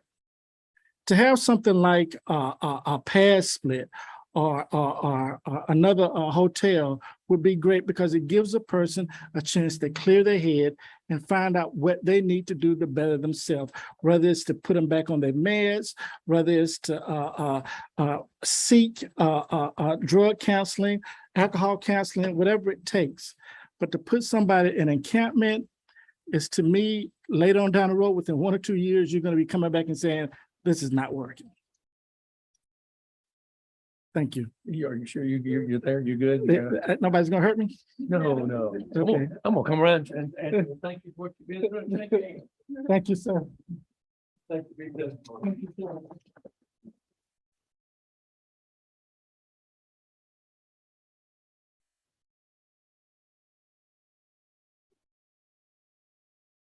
Real life is something we all don't get to experiment every day. Thank you.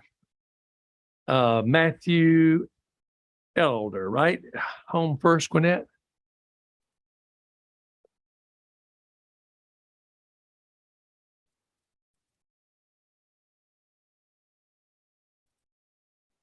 Well, that will be nearly impossible to follow, but I'll give them my best shot. I want to thank the chairman, members of the committee for the opportunity to come and speak today on what is an important issue of unsheltered homelessness.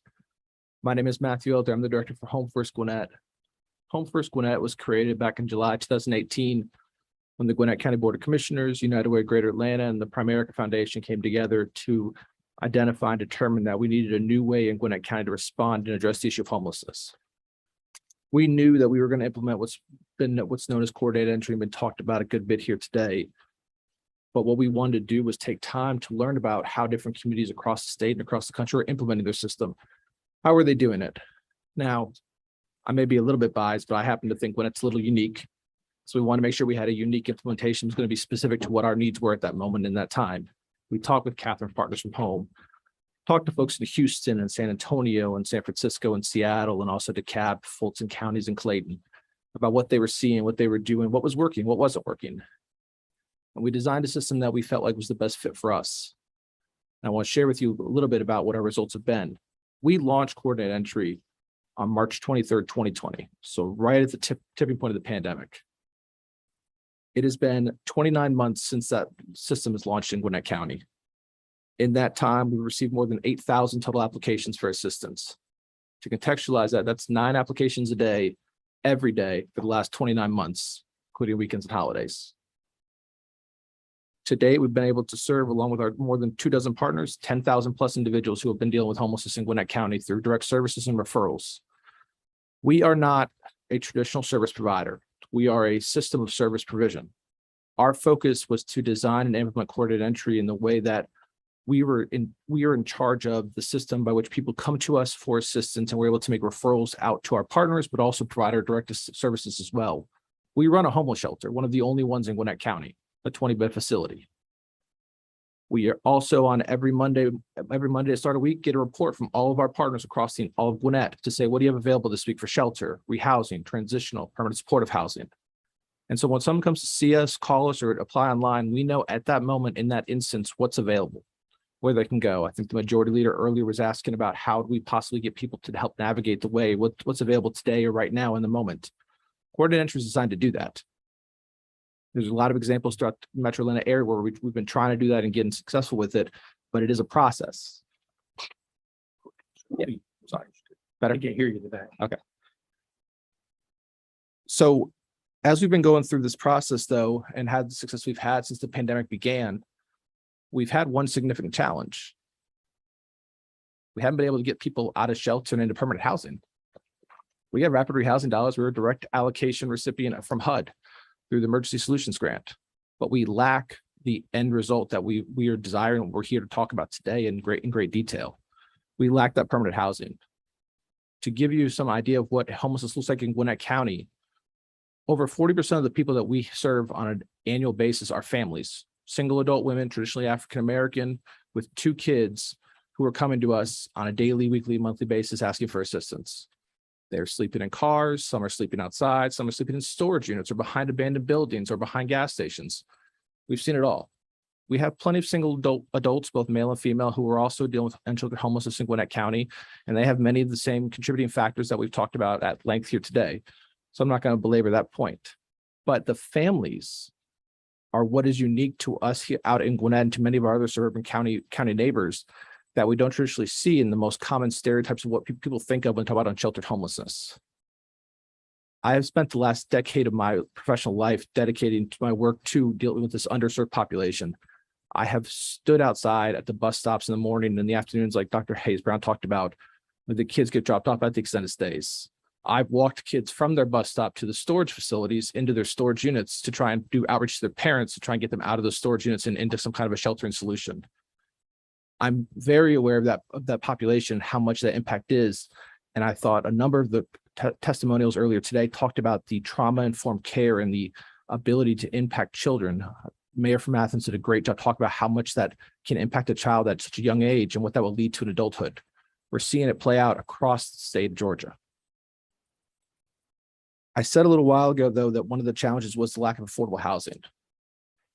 Right now in Gwinnett County, to afford a 2-bedroom moderate apartment, you have to make it a minimum of $24.79 per hour. That's $51,560 a year. That number just came out just earlier this week from the National Low Income Housing Coalition's Out of Reach 2022 study. Currently, 51% of all Gwinnett County residents are considered to be cost burdened by their rental situation. They pay more than 30% of their gross monthly income towards housing costs. These are important numbers and factors because what we're focusing this committee here is on unsheltered homelessness. I wanted to give you the context of how close so many households and families are in Gwinnett and so many other Metro Atlanta communities to becoming homeless by just one thing happening, a job loss, a sudden medical bill, or some kind of unfortunate natural disaster that could occur in many places. We are very lucky at Home First to also be the direct administrator for the county's emergency rental assistance program. The commissioner talked about that from DCA earlier. In Gwinnett, we've spent $69 million to prevent 7,000 plus households from being evicted or suffering a utility disconnect during the pandemic. We're very, very proud of those numbers. We partner with the state and our other metro community partners on doing that. But that's how many families and households are that close. A flip of a switch could change everything. You guys have heard a lot about solutions and different challenges that exist to trying to address the issue of homelessness. And I don't want to be repetitive or repeat other people's comments because you've had some great ones, but I want to try and throw a few different ones at you. The first is about planning. I think almost every single senator up here has talked about the need and the complications between if it's COC funding or it's ESG funding or it's federal or it's state or it's local and what all does that mean? At the end of the day, it comes down to this. We need more planning regionally and statewide to put things into better alignment. Homelessness doesn't care what a city jurisdiction boundary is. It doesn't care what a county jurisdiction boundary or a COC boundary. In fact, homelessness has every face. It doesn't care about gender, race, ethnicity, sexual orientation, doesn't care about any of that. Its main focus is to attack communities indiscriminately and inflict as much damage as possible as aggressively as it can. And so our response has to be in that same aggressive mindset. And it takes regional and statewide planning to get things into better alignment. Talking about government funds, private funds, and philanthropic funds that all need to be under the same kind of concept of these are our basic principles and priorities. Yes, we need regional planning to figure out how we're going to do it on the ground action-wise, but it needs to be feeding up into a larger overall coordinated effort so we can actually track and measure what we're doing and how we're doing it. Furthermore, the state has a tremendous history with economic development incentives. I would encourage us to also look at community development-based incentives with the same mindset. We do a great job offering tax breaks and incentives for developments that will bring new jobs and careers into the state. And we've have great track record. You mentioned LaGrange earlier and the amazing jobs that are coming there and have come already. You asked about the housing side of it too. Community development incentives can do that. Just couple economic development jobs with housing as well to make sure we can provide the right amount of housing at the right price ranges for people who will be coming in to take those jobs. We can do them both in conjunction. They don't have to operate in silos. A great example of that is to try and look at conversion-based funds. Just 1 second. Catherine Partners for Home talked about her ability and what they've been doing with converting hotel motel. There's a litany of underutilized and abandoned commercial and industrial properties throughout the state of Georgia that could be converted with minimal infrastructure investments to be able to be turned into housing. The pipes are in the ground, the power and utilities are run, the building's there. It's going to take renovation work, yes, but it's significantly less than having to clear cut a bunch of land, install all the utilities, and go from there. We need to reutilize and redevelop what we have, as opposed to trying to create brand new and trying to draw the issue. 200,000 homes isn't going to be built by just brand new development. We've got to put all of the tools in our satchel together to move forward. And with that, I thank the committee for their time. And I'd be happy to entertain any questions. Just how many homeless do you think Gwinnett has on the street? Just curious. Yeah, so it's a good question. I'm not going to give you an exact answer. The number is less than 1,000, but it's over 500 at any given time, mostly in cars and in woods. The difference between Gwinnett County's homeless and a lot of suburban communities and metro areas that ours is very hidden. When I go to do outreach and I get called to a location, it's usually a quarter to a half mile into the woods off of a major or primary thoroughfare. It's not under street overpasses. It's not on exit or on ramps. It's something I have to really trek into. So if you ever see a black Sonata in Gwinnett County off the side of the road, it's probably me and I'm in there somewhere, but I'm okay. I promise you. You're all, I'm sure you're law enforcement and have the incarcerated, but you're trying to do it without it, obviously. Yeah, we are. And I have to give great credit to the Board of Commissioners and the Gwinnett County Police Department. They have a tremendous co-responder model with Viewpoint Health, our community service board, and they've had tremendous success. And I will routinely work hand in hand with them and their work, and we'll respond together. We'll go out and we'll talk about services and clinical assessment to determine what is the best course of action. Is it a mental health situation or is it a homeless situation? What resources do we have available to us in each one of those avenues? And how can we best utilize them to make the best decision in conjunction with what the individual or household wants to do at that moment? Would you send your notes to the committee, please? I absolutely will, sir. Thank you. Anybody got any questions? Thank you kindly. Thank you.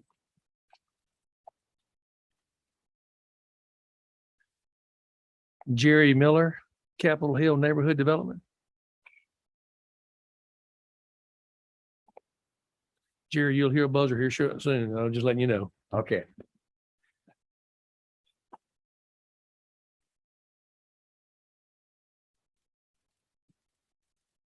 No. Trinity Central.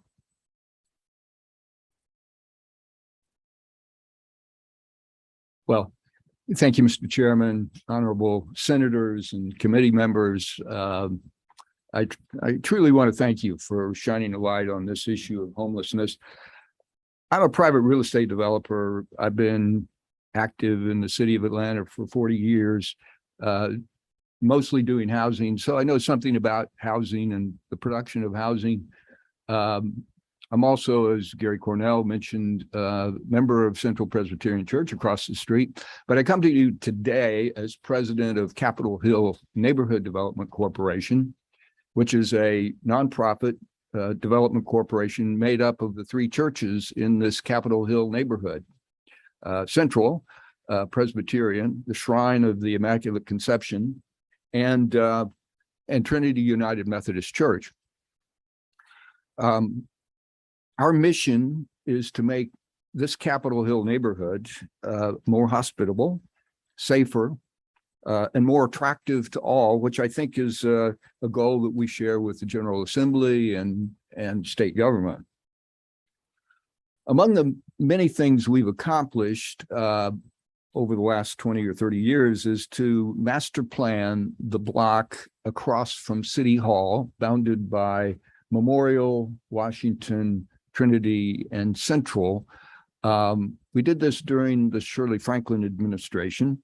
And out of that master plan came three components. One was a 70-bed supportive housing facility called Hope House, which still operates today.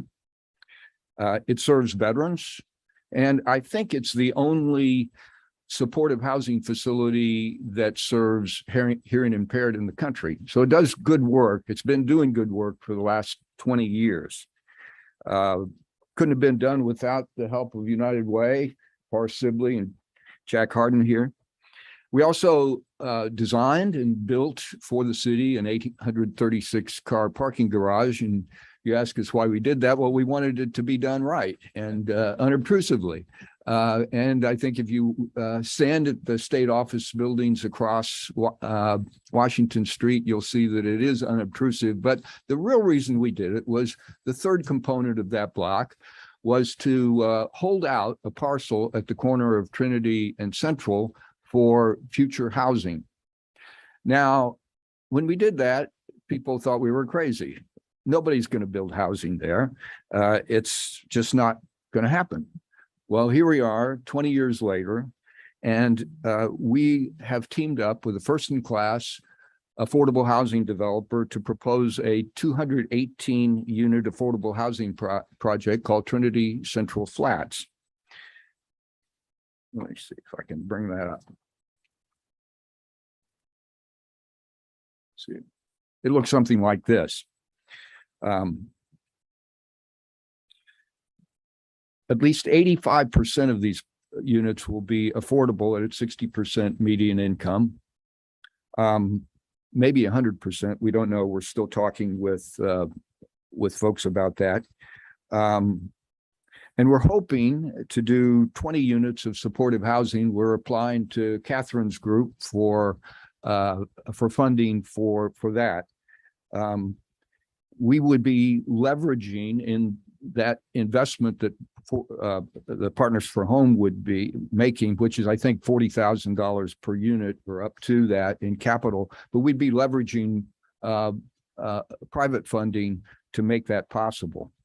And I might mention, as I think she's already said, that most of her capital funding is local or philanthropic. So again, I'm not an expert on homelessness. And so here's my observations and suggestions of what the state might do to enhance these types of developments. Number one, I think it's clear we need an increase in funding for mental health, disability, and addiction treatment. And maybe this 1013 bill is the answer on that. But I do know that we're short. And I think Alina and AJ Robinson at CAP can testify. We don't have enough caseworkers. We don't have enough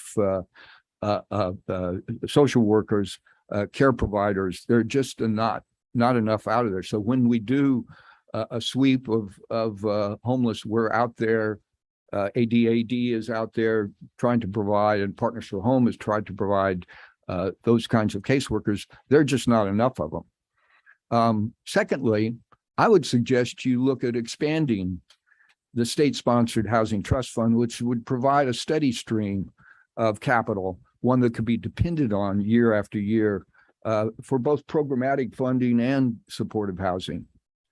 And thirdly, reduce barriers to building supportive housing. Some of those are local. Some of them are structural. Hope House couldn't be done today. I mean, we couldn't build 70 beds of supportive housing because it has to be done in scattered site. I know the reasons for that regulation, but I'm just saying that it makes it more difficult to provide supportive housing in any sort of scalable way. And then finally, as the neighborhood plug, have the State Properties Commission and the Georgia Building Authority work with private developers and nonprofits to develop state properties for more housing in a neighborhood-friendly manner, mixed income housing, so that in this area, we can truly be a city on the hill. Thank you. Thank you. Yes, sir. So, during the entire day, we've heard about the vouchers that we have no houses to put people in. We've heard about Partners for Homes plans to construct housing because, again, we don't have the housing to put people in. We've heard about your plans to construct housing. We heard one of the few lawyers I've heard in the last 43 years that actually made sense when he spoke, Mr. Harden, reminiscing about Techwood Homes. And I know about Techwood Homes too. And I know about Bankhead Courts. And I know when Tech Hope Techwood Homes was built in around 34, 35 under the Roosevelt administration. And it was a model, I think it was the first public housing project in the United States. And it was a model community. But in the 70s, it wasn't. Nor was bank headquarters. And we decided at some point, these places are hotbeds of gang violence, crime, and drugs. And they go down. For some reason, I don't know why, in Douglas County, we have some public housing where we don't really have any problems at all. None. Owned by the city and the county. Some of it's senior citizens, which explains a lot of it, but some of it isn't. It's duplex housing, and it was built in 1960 before John F. Kennedy was inaugurated and Eisenhower was president. So is the answer to this not turning into Techwood Homes or bank headquarters, is it the permanent support? And the word permanent was used. Is that the answer? Because we've done this before, in other words, in America. We've built low-cost, affordable housing before, and it didn't turn out so good. So if housing advocates are going to say, let's do it again, and let's invest vast sums of money in it, how do the policymakers make sure it doesn't turn out exactly like it turned out the last time we did it, when we spent $25 trillion on the war on poverty? I'm old enough to remember that. And we don't have a lot to show for it. How do we make sure, if this is what we're going to move forward with in Georgia, that it doesn't turn out to be the mistake? What are your thoughts about that? Yeah, thank you, Judge. First of all, let me clarify, this project is only 20 units of supportive housing out of 218. The rest of it is affordable housing, and with an affordability quotient that a lot of people who work here in this building would be able to So you've got qualify a mixture of residents. Exactly. Okay. And I think that is a good model, continuing to do mixed income housing. But as to your point, for supportive housing, I look to the Hope House, which is 70 units. How many units were in Techwood Homes before it was converted? A combination of 600 units when you include Techwood and Park Out. Okay, so it's a whole different scale. And certainly, I think we learned our lessons about concentrating poverty in that way.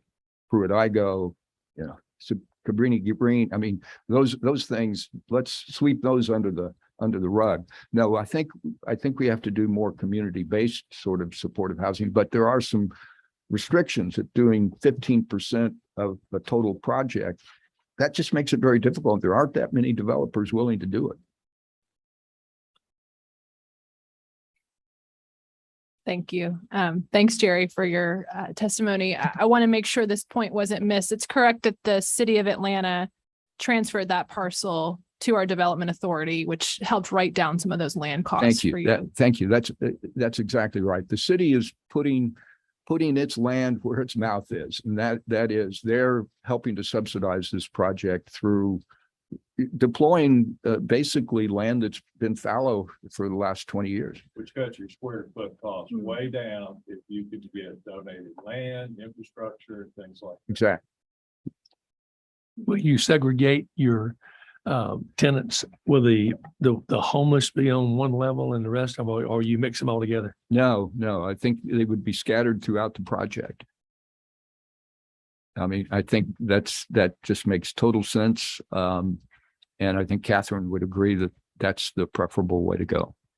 Now, there will be supportive services, and River Edge was here earlier. We would presume we would work with River Edge because I think they're under contract with Fulton County to provide those services. So we have to make sure that those services are there, and we'll be on top of that. But this is a model that we can do. It's been done before. Not in a high-rise setting so much, so this will be interesting, but I think we can do it. Thank you for your testimony. Thank you.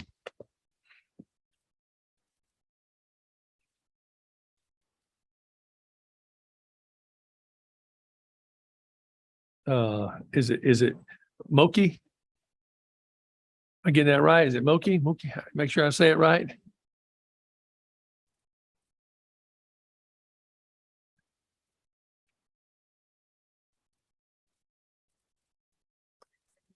Please tell us who you are, who you with, and I know you'll hear a buzzer go off here shortly. Sure. Moki Macias, I'm the executive director for the Atlanta-based Police and Alternatives and Diversion Initiative, more affectionately known as Pull PAD. your mic close to you, please, ma'am. Just please. Is that better? Yeah, there you go. All right. Moki Macias, executive director of PAD, and I'm here with my colleague, our housing manager, Christina, and she's actually going to present for us. I'm available for questions. Good afternoon, everyone. Thank you for having us here today. As Moki shared, we are also known as PAD. We promote a new approach to community safety and wellness by reducing police involvement, issues related to quality of life concerns, and by increasing the accessibility of support services. Speak a little closer. Okay. I'm a little nervous, so my apologies if I'm not clear. We're all friends. You're okay. Amongst friends, right?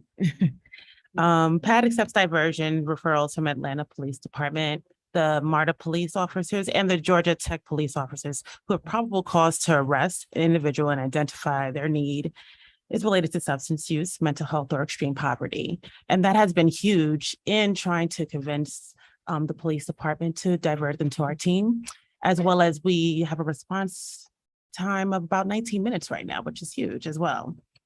One of the other approaches that we have been taking is also providing case management with which is addressing our housing support, case management, legal navigation for individuals who have been diverted by the law enforcement. And we also have an open and eligible criminal case in the city of Atlanta or Fulton County. We also have an outreach team that goes directly to the scene from all of our calls that come from our community base. We recently had an initiative, I think about 1.5 years ago, that has been addressing any community members that are seeing any homeless individuals or individuals who might need additional care such as mental health or attention to resources such as connecting them back to their family. Instead of calling the police, they would contact 311 and connect them directly to us. One of the things that I definitely wanted to share is particularly about our case management, as well as our housing first approach. We're one of the few agencies in Atlanta that provides consent-based case management. So that means that with any services that we're providing, whether it's connecting them to a treatment program, connecting them to a shelter, or developing their goals through their ISP, which is the individualized service plan, we have their input in developing it. And one of the biggest things that we ask is, what is their story? Before we even make any decisions or tell them, here's the solution you need to do. You need to go to a shelter, or you need to go to this particular place. We ask them what their story is. And one of the stories I wanted to share with you guys was one of our earlier diversions. This individual, he was diverted to our program for panhandling. And besides just that, he has been homeless for 16 years at the time. And one of the biggest reasons why he was homeless is he went through severe depression. He had lost his job, and his biggest drive and earth was to provide for his daughter by any means necessary. So at every dollar that he had, he panhandled. Instead of taking himself to a hotel, possibly, he sent it to his daughter who was living in another state. So when he got us connected to us, at the time I was his case manager and he told me his story, we decided to address the most immediate need, which was for him, how can I make enough money to be able to provide for my daughter before anything else? So we tried to get him connected to get his Social Security turned back on. And then at that point, he was open to addressing his mental illness, which was a severe depression. And through connections with working with InTown and Partners for Homes, we've been able to get him permanent supportive housing. But that's not the story for everybody. One of our biggest approach with our person-centered measures is trying to see what that person needs. So whether it is connecting them to a shelter, we've connected them to Patch Split.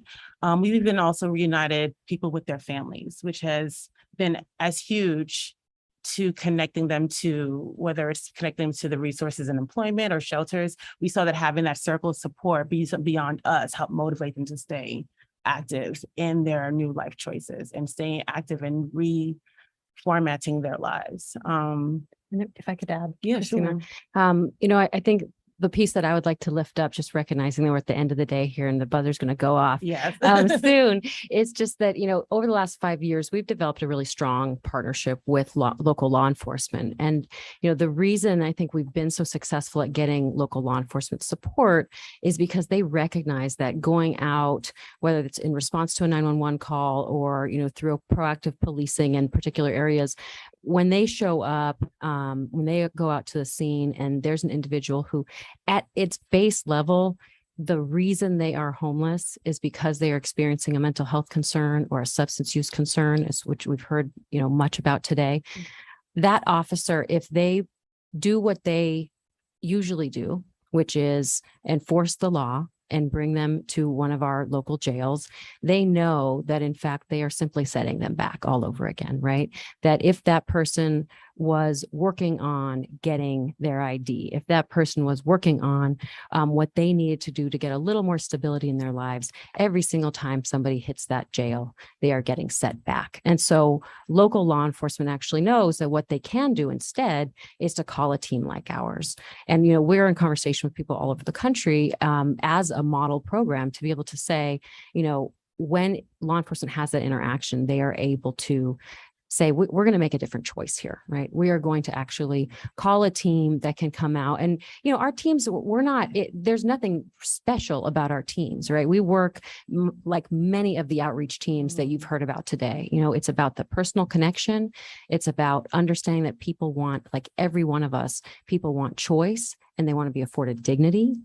And they want to be able to set their own terms and to have real choices. And so that's what our teams really, you know, go out to do.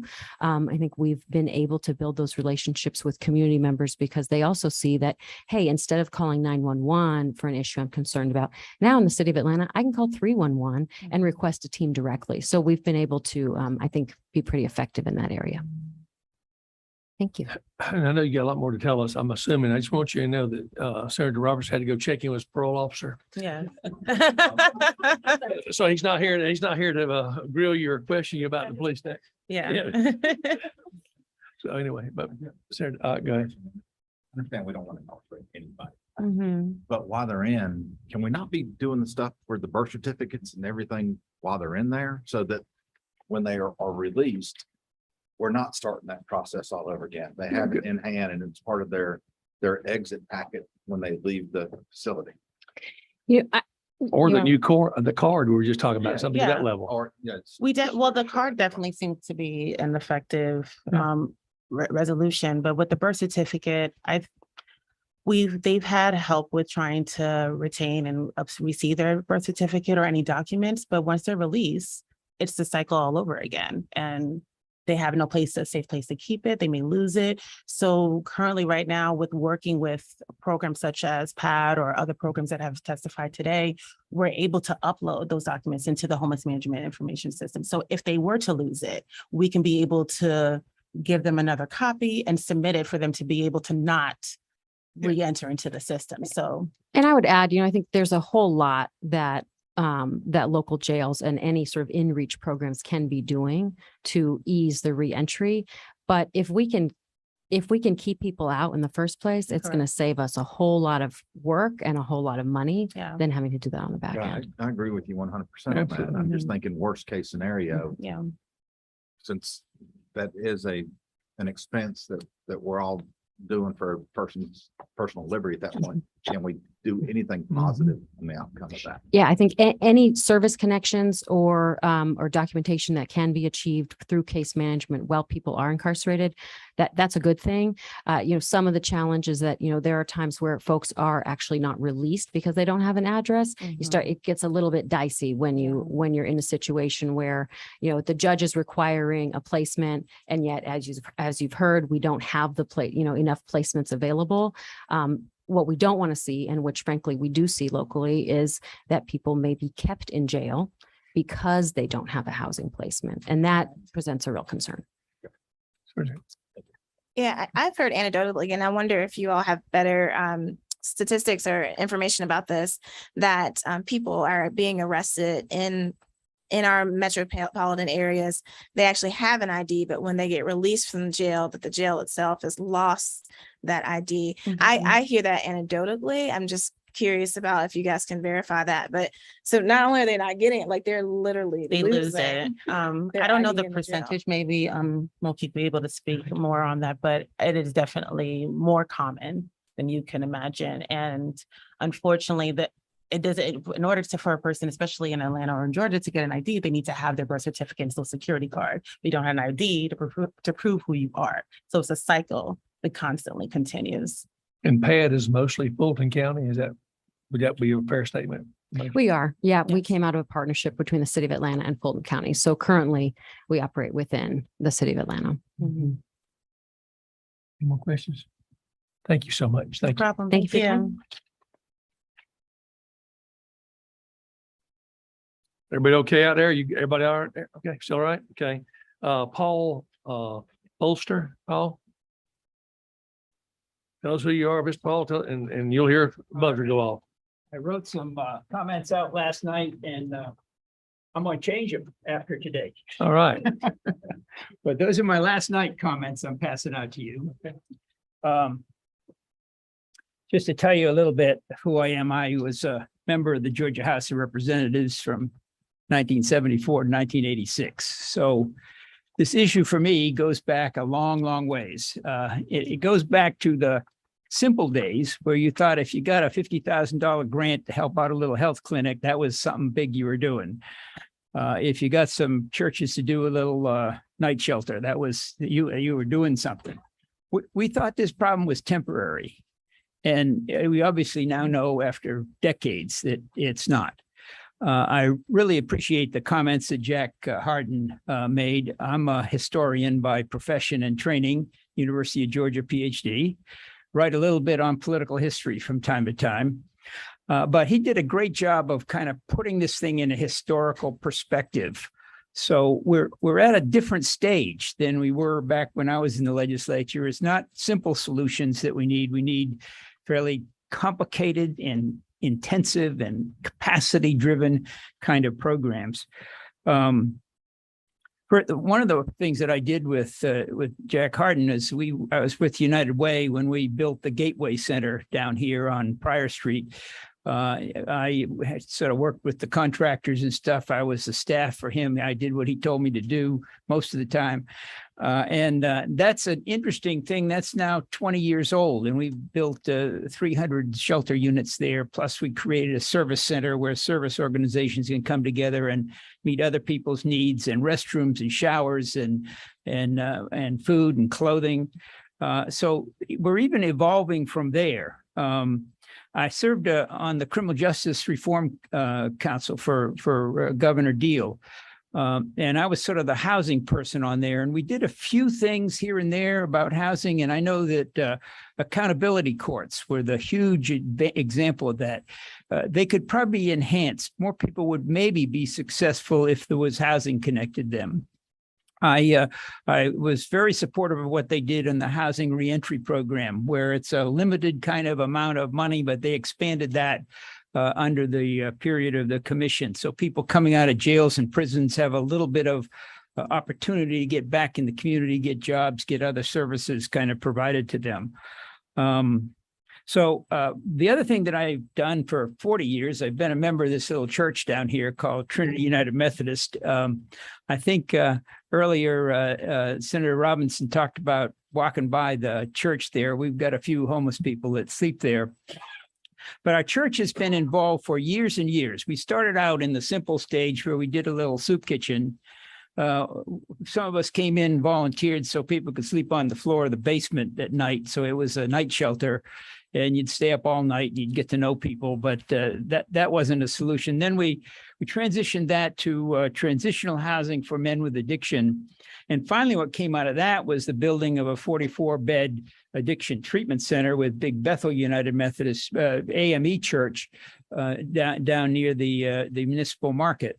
That's 43 beds. And then the next step was that through CHNDC, we and a whole bunch of people we advocated for the building of Hope House, which is then 74 beds that has a variety of addiction, mental health, and other kind of addiction. Now, if you are concerned about what kind of image a homeless facility might make in your community, walk by there. You'd never know that that's a homeless facility. And you guys come very close to that, especially you live in South Georgia. You go by it on the way home every time you're headed down the road. Wonderful facility that's worked well for many years. So those are some of the traditional things that we've done. And my hope is that, and this legislation, frankly, it did concern me. I hope we don't go away from that historical pattern of how Georgia has gradually built these programs that have really helped people. And that would be I think, a real unfortunate twist of our history if we went to a policy that emphasized camping rather than real housing. When I was with the United Way, I kept hammering on them permanent housing. We did a lot of shelter work. We got a lot of people off the street, but ultimately what people have to have is a permanent roof over their heads, a little kitchen table around which they can decide issues of education and finance and other kind of things, and even where their addiction counselors can come, or their mental health counselors can bring the medications. You can't do much of anything without a roof over your head. And I honestly can't understand how a tent can serve that way. I think it has to be a real piece of housing. Now, Shannon talked about the 5 legs to the stool. Well, I used to talk about the 3 legs, and I think it's important from a funding point of view for you at the state to think about 3 legs of supportive housing. One is capital. These projects have got to be debt free. You got to be real about it. They're not going to have income or revenue to be able to pay debts. It's got to have rent subsidy. That's to keep the lights on. You got to do the maintenance and the operation and those kind of things. So some money's got to come from rent. And the third thing is it needs services. And that's where Shannon does a good job of pleading the need for the expansion of mental health and addiction services through DBHDD and through its community service partners all over the state. I wanted to correct Catherine. I hate to correct Catherine on anything, but this made my historical perspective a little bit. The Housing Trust Fund, which passed by 75% of the voters when it passed as a constitutional amendment. It's a separate constitutional amendment. It's a unique one that lets DCA give to faith organizations. If you use that as a way to get money to faith organizations, the only place in the Constitution that kind of overcomes that particular issue, that passed with 75% of the voters, and he put $5 million into that fund. So every year that there was a cut, it kept going smaller and smaller and smaller. So now it's down to 3 million, and that's the lowest it's ever been.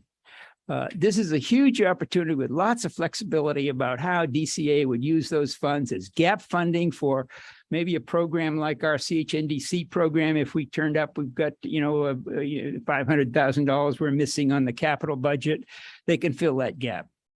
So the trust fund is a huge opportunity to try to put capital into projects around the state. Well, the 2 programs I wanted to talk about, the first one is the Permanent Supportive Housing Program at DCA. Now, you're going to you have to go back in history a little bit to understand this. It doesn't exist today. But way back when, in my memory, this was a great program. DCA took $10 million out of the federal home program, and it put in a little fund and let developers apply for that money.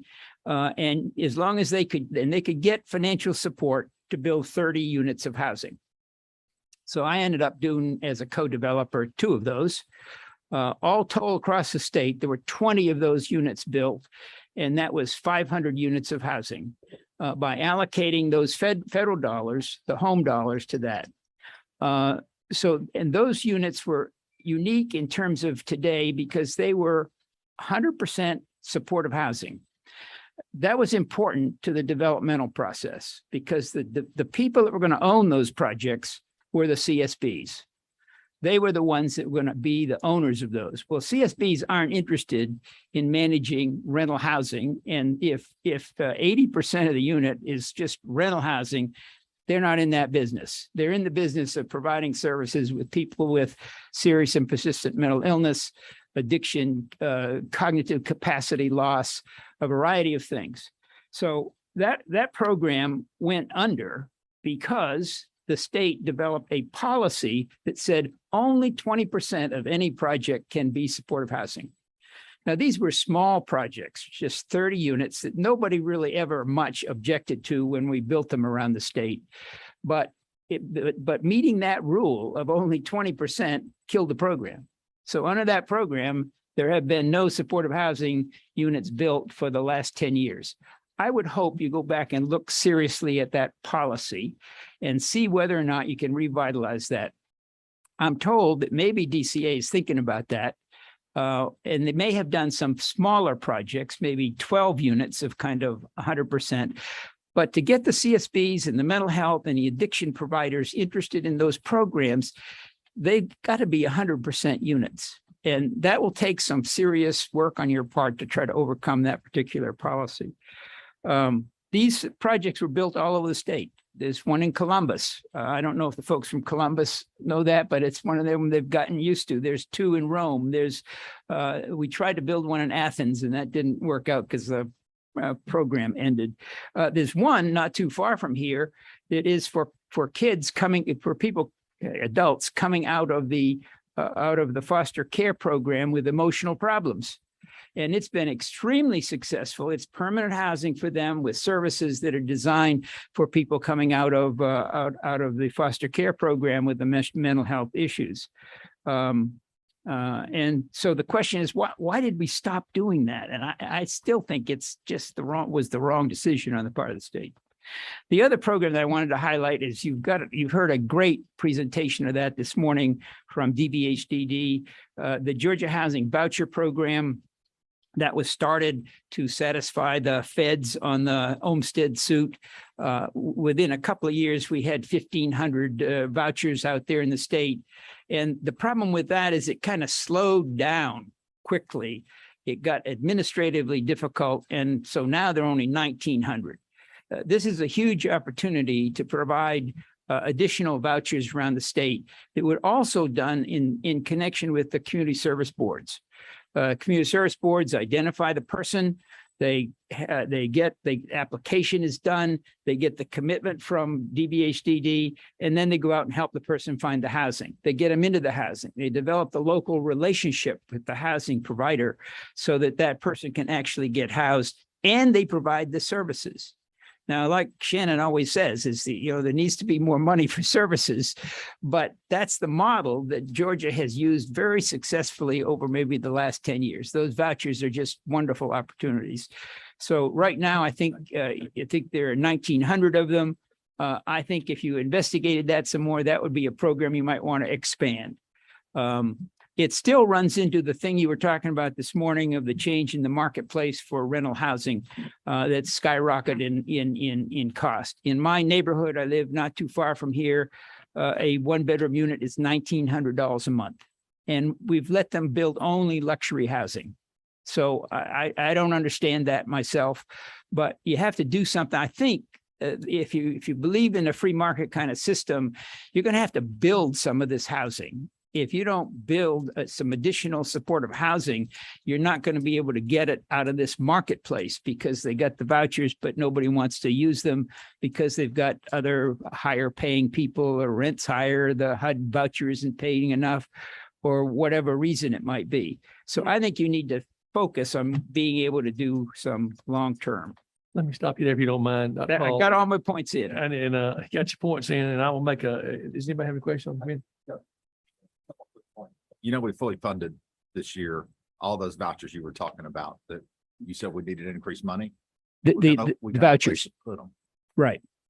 So we did fully fund that. So the second part of the thing is, and the developer, you, I know you're not like this, but another developer out there that's building property in the city of Atlanta now has as one of his key competitors, the state of Georgia, which is building projects with taxpayer dollars and direct competition to stuff that he's wanting to build.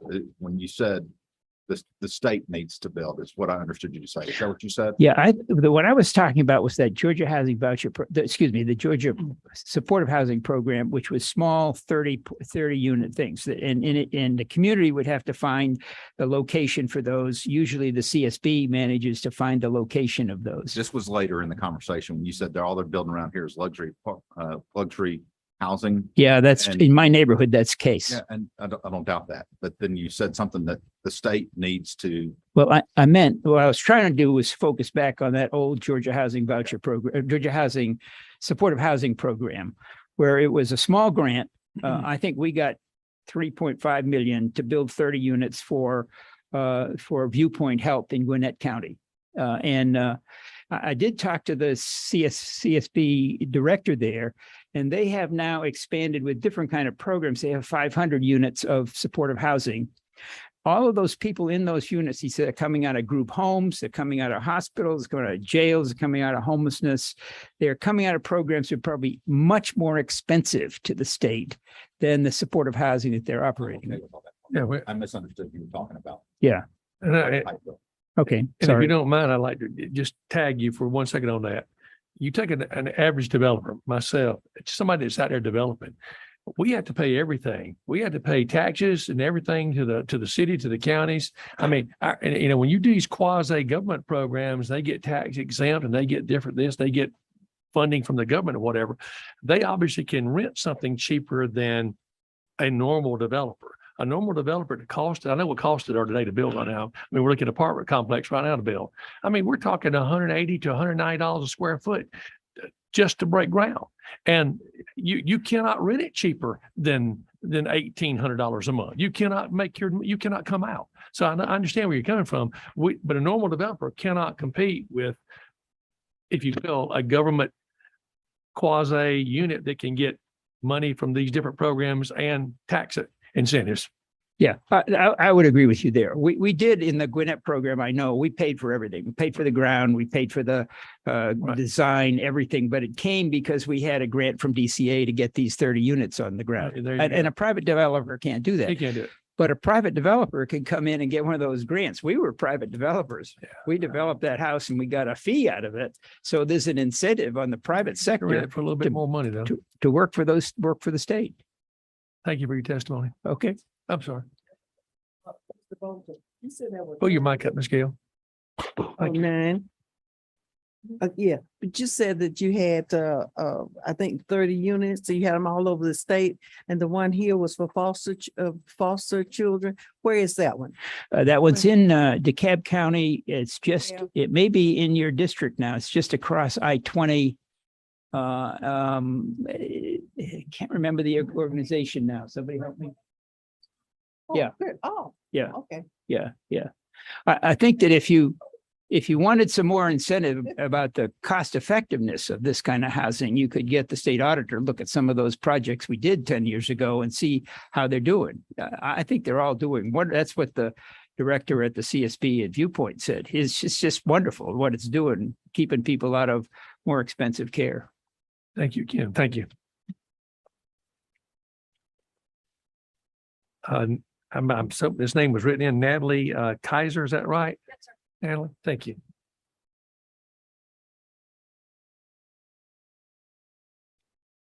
Thank you, Mr. Chairman. Thank you, committee. Thank y'all for staying alert. Before I introduce myself, I just want to say up front, I hope one day there's a permanent legislative committee that addresses all of affordable housing, because y'all are having to hear the whole gamut because nobody else has been hearing us. So thank you for your ears and your time. So I'm the executive director of House ATL. We're a broad-based coalition in Atlanta of cross sectors who are working together to try to build the public will for coordinated action plan in Atlanta. And we have a couple of our board members here today. Catherine Vassell, you've heard from, Dr. Bambi Hayes Brown are on our board. So I just want to recognize them. House ATL is composed of more than 200 civic leaders and more than 80 organizations. We work to cultivate partnerships, and I know we've heard a lot about that today, across the public, private, and nonprofit sectors. Some of our members include Central Atlanta Progress, the Community Foundation for Greater Atlanta, the Arthur and Blank Foundation, Truist, Wells Fargo, Bank of America, the Federal Reserve. So I could go on. Our members have worked together to try to really define the root causes of the affordable housing challenge, examine the data, look at best practices, and engage in thoughtful problem solving. So I'm speaking today from the affordable housing supply side of the spectrum, which we've heard a little bit about. We operate through working groups. As I said, we're a collaborative. So our policy working group coordinates efforts towards a shared comprehensive set of policies, and our funders working group coordinates private and public funding sources to increase the efficiency and the scale of affordable housing. As we've heard today, research shows that homelessness is fundamentally a housing issue. When given direct access to housing with low barriers, people who are formerly homeless are more likely to benefit from the other services to address the challenges such as addiction and mental illness, which we've heard so much about today. And as we've also heard, anyone who's paying attention knows that that today we do not have enough housing supply in the United States for where people are concentrating. In Atlanta, we heard this earlier, the Atlanta Regional Commission has shared that permits for residential construction are 30% lower than they were 10 years ago. We're not building enough while our population is growing. This squeeze is pushing its way down the income population. We know that if our college students and our teachers and our police officers can't afford a place to live, then obviously people who are further down the spectrum can't. And we heard, as we've heard, the National Low Income Housing Coalition has estimated that we're short 200,000 units in Georgia for people who are extremely low income. So it's very difficult to build your way out of that gap as when our residential construction permits are low. So there are a number of policy issues that we think can be effective, and we're very interested in continuing to work with you on those. As is clear, it's not time to be redirecting funding away from housing. It's time to be figuring out how we get more dedicated resources to address the supply gap. One of the consensus recommendations in House ATL's plan is around the need to dedicate public sector resources for permanent supportive housing and for housing for people with extremely low incomes.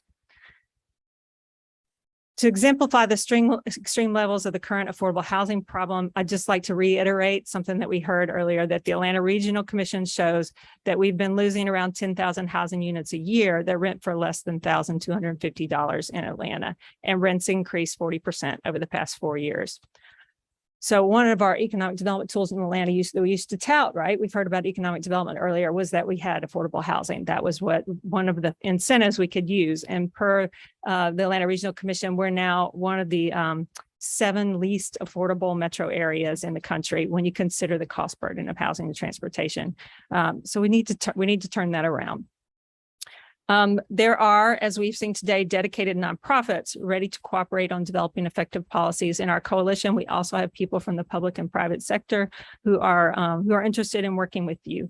So I hope we can have future dialogue and conversations. Question.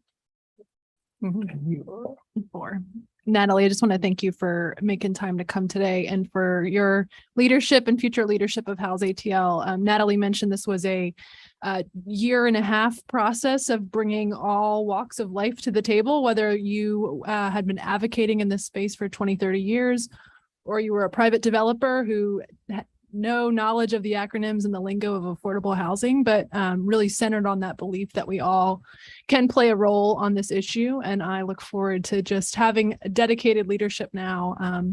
What was a coalition of the willing is now a staffed organization that really leading the charge. So Natalie, I didn't mention I've only been in the position 4 weeks.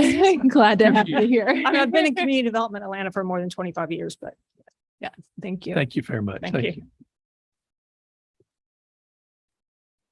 The guys in the audience out there, I want to tell you guys something. We've got at least 7 more people and a couple of Zooms, and I'm okay with staying because I don't want anybody to have to go. We've been waiting all day, and I want the committee. I want to just let you. Is everyone okay with that?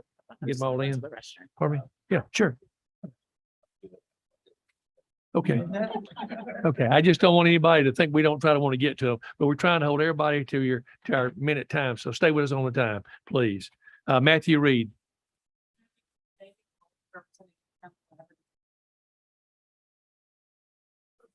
And I have less than 2 pages, so I'll be quick. Please. You'll hear a beeper, I'm sure. And you're on 3 and 2, okay? Just state your name, who you with. Pull your mic close to you, please. Is this good? Yes. Greetings, members of the committee. Thank you for having us today. My name is Tracy Woodard. I am a team lead case manager for In-Town Collaborative Ministries here in the city of Atlanta and have worked in the Atlanta homeless encampment since 1999. My clients don't come to my office. I go to them. I've spent over 20 years in the woods, the abandoned buildings, and the off-road geography of Atlanta. I would like to share some examples of things that work and things that don't always work when it comes to homelessness based on my practical experience. There's no one-size-fits-all solution for the homeless population. Some will take a non-congregate shelter bed, some will only take a motel room, while some will refuse all offers of help because they've been outdoors in one spot for so many years that they don't feel safe anywhere else. I don't see how sanctioned encampments will always help.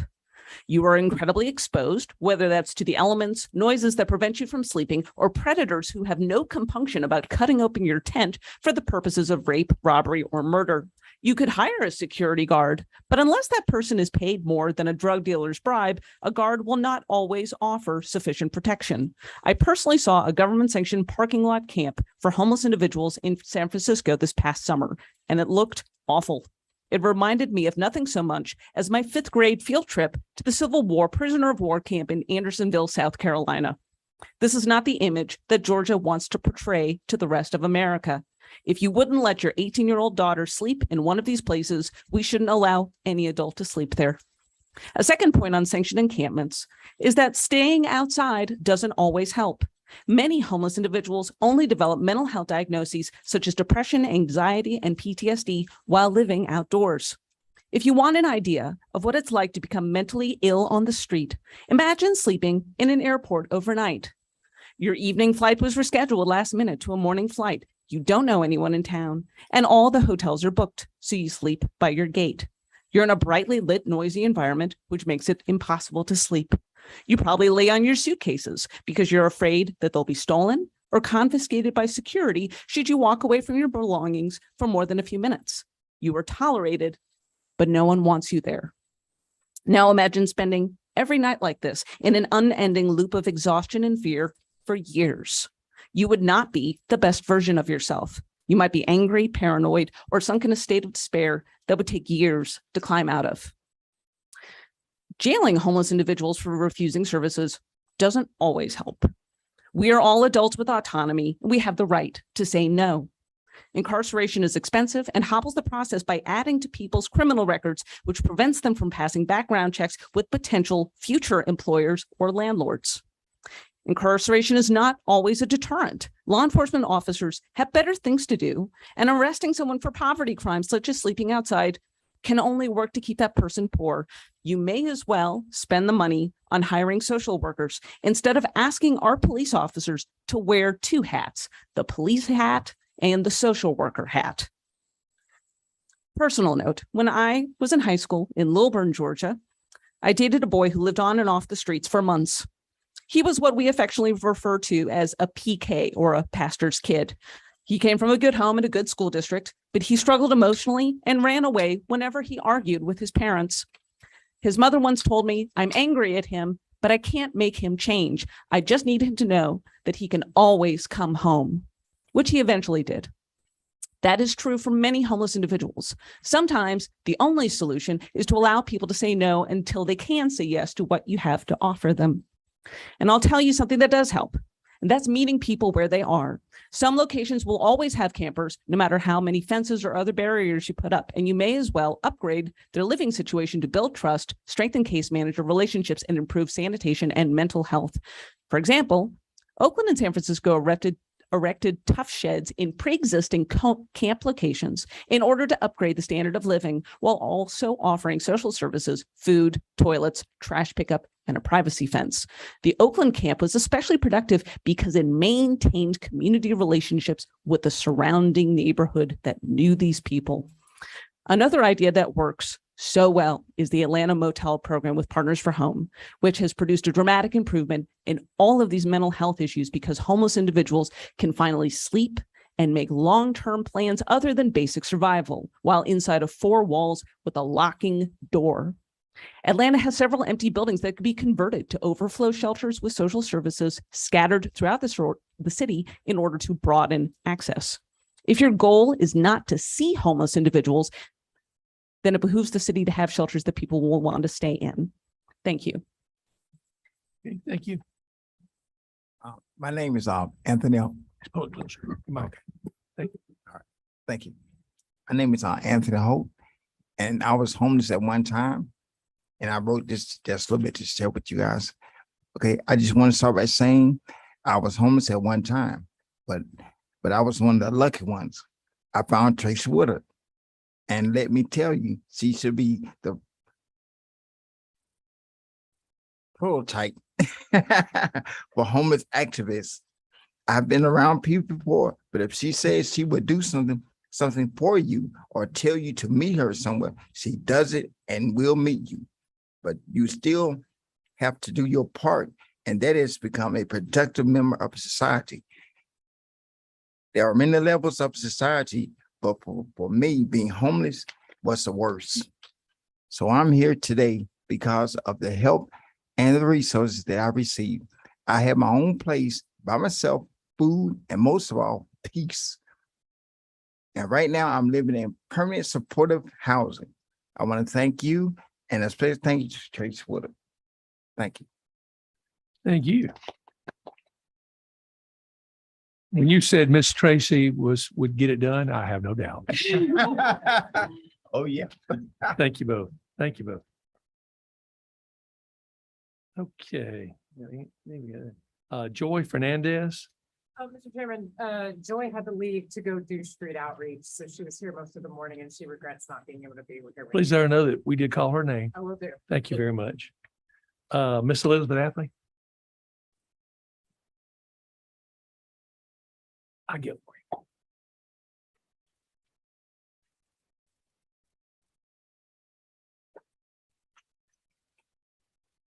Can you do this in 10 minutes or less? Yes. Okay. Actually, I need one for myself because I won't be able to look at. I got you one here.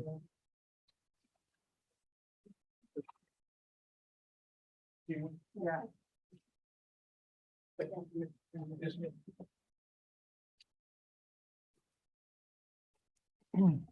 Mr. Chairman, members of the committee, thank you for your attention, your patience and your diligence. I'm here representing Enterprise Community Partners Southeast Georgia, Advancing Communities Together, the Georgia Supportive Housing Association, and Presbyterians for a Better Georgia. You've heard the voices today of the faith community of providers, experts, advocates, people with lived experience, and you've heard the long-term commitment of time, money, effort to serve this population humanely, with dignity, and to help them end homelessness. And of course, there is no end to homelessness without housing. I want to start by mentioning that Georgia law has for more than 30 years stated that the General Assembly affirms the state's policy is to provide decent, safe, and affordable housing to all segments of the population of this state. And so we appreciate your efforts to help us make this legal commitment meaningful. There's already been mentioned today, repeated mention of the, how does this go? Of the 1013 and Senate Bill 403, the Behavioral Health and Peace Officer Corresponder Act. I want to draw you to a particular portion of those bills. They clearly are focused on diversion rather than criminalization of this population. And it has been said over and over today that we're talking about the overlap of homelessness with mental illness and substance use disorder. So if you look at page 72 of that bill, and I have no doubt you all have read it, that it charges the Behavioral Health Reform and Innovation Commission with coordinating initiatives to assist local communities to keep people with serious mental illness out of county and municipal jails and detention facilities by focusing on familiar faces, and to adopt recommendations to promote the use of pre-arrest diversion strategies that reduce revocations and reduce unnecessary contact with the justice system. And so what we have, Justice Boggs is chairing this committee of the Behavioral Health Reform and Innovation Commission. 13 counties have already engaged with the Council of State Governments. There are 13 counties across the state working to reduce the number of people with mental illness in jails. And you can see those counties named there. And I wanted to draw to your attention what the Stepping Up initiative does. And this is what the Criminal Justice Reform and Innovation Council is focused on. Data and information sharing, and you've heard that mentioned, so we can know who we're dealing with and we can share that data. We were focusing on criminal diversion as early as possible in the process. And of their top three, only three pillars, the third is availability of and connections to housing. And I won't go through all of the ways that they recommend implementing that: collaboration, funding, connections to permanent supportive housing for people with SPMI diverted from or leaving jails, leveraging federal funding to prioritize these people, expanding the provision of support services, supporting local efforts to create permanent supportive housing in scatter and single site, and exploring options to align reentry housing with evidence-based models such as permanent supportive housing. In addition, on page 73 of House Bill 1013, the commission is further charged to address homelessness by analyzing best practices to address and ameliorate the increase in chronic homelessness among persons with behavioral health and substance use disorder, particularly the challenge of unsheltered homelessness, and to formulate recommendations for policies and funding to address such issues, considering the best practices of other states and the permissible use of all available funding. So you can see that there are other resources being dedicated to this issue in a very substantive way. I just wanted to,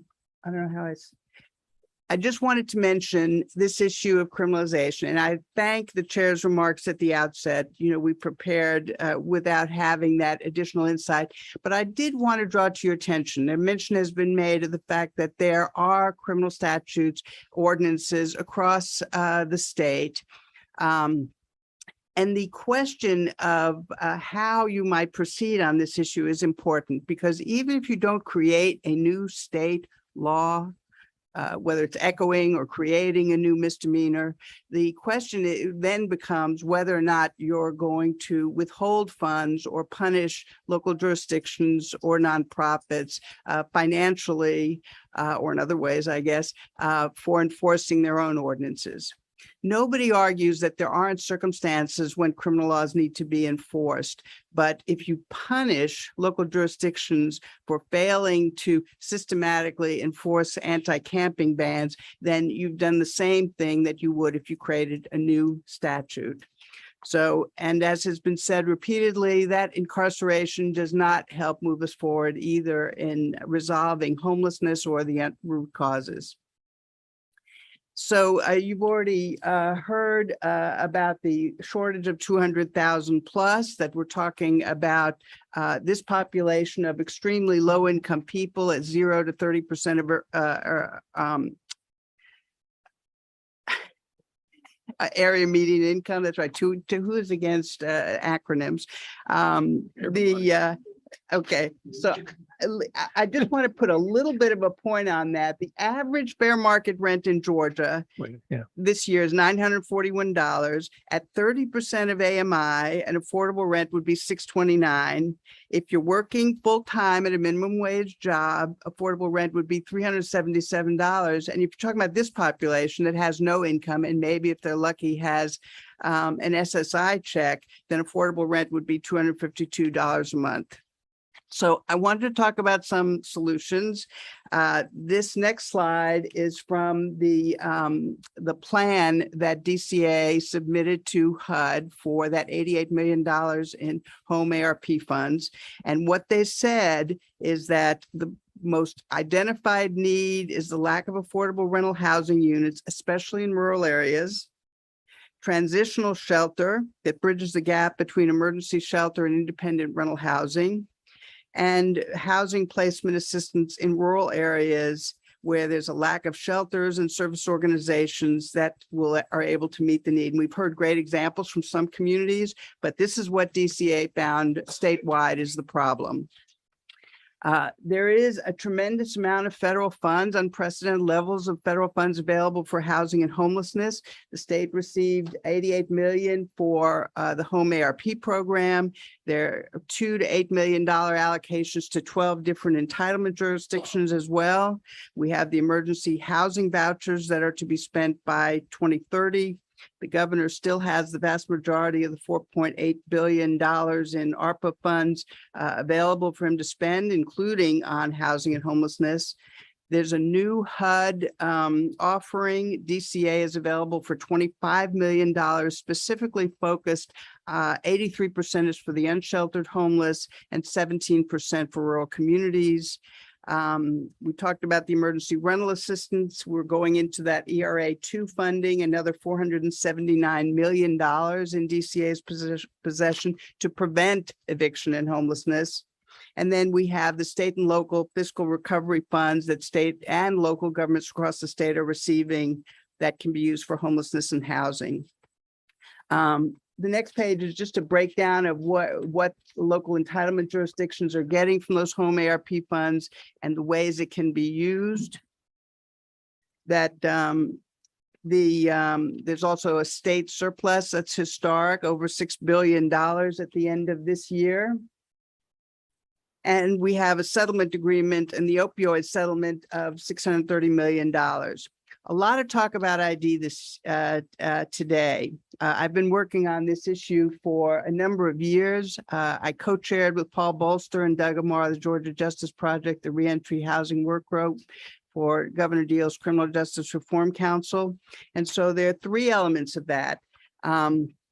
DPH, Vital Records, used to provide birth certificates that now cost $25 free to homeless people. They stopped doing that in the last recession.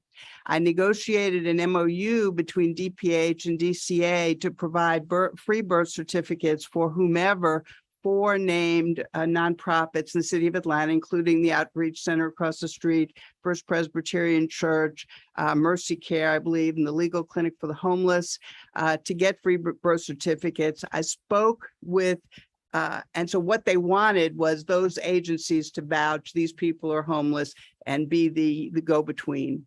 That should be expanded statewide. I spoke to Dr. Toomey in a hallway conversation very briefly. I've talked to her folks pre-pandemic, of course, and she was interested. And I spoke with DCA and they suggested that the CSBs be charged with identifying trusted local nonprofits to serve that function and to carry that out.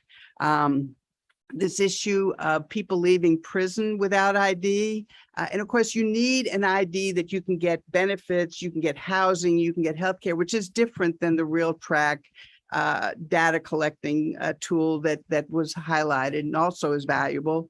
But Department of Corrections reported several years ago that half the people leaving prison left without an ID that anyone would recognize. There's been a problem with them in getting the real ID compliant photograph in the system. And the strategies that were proposed but rejected by driver services were to take a real ID compliant photo when the people were intaked at Jackson, or to use these mobile vans that we've talked about for years, but those options have not been accepted thus far. But there's a huge problem there when people leave prison with $25 in their pocket and without an ID that they can use.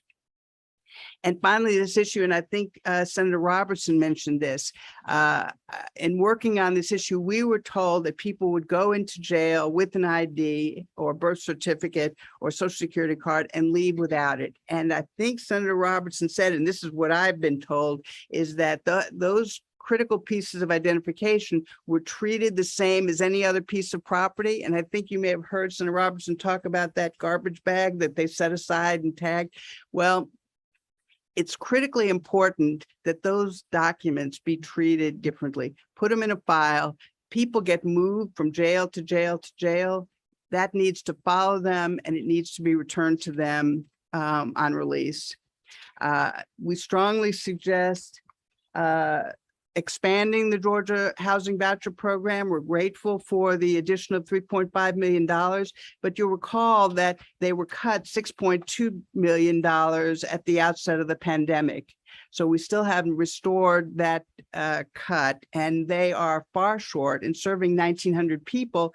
The terms of the settlement agreement require them to serve 9,000 people. So you see there's be a substantial increase in order to reach that goal.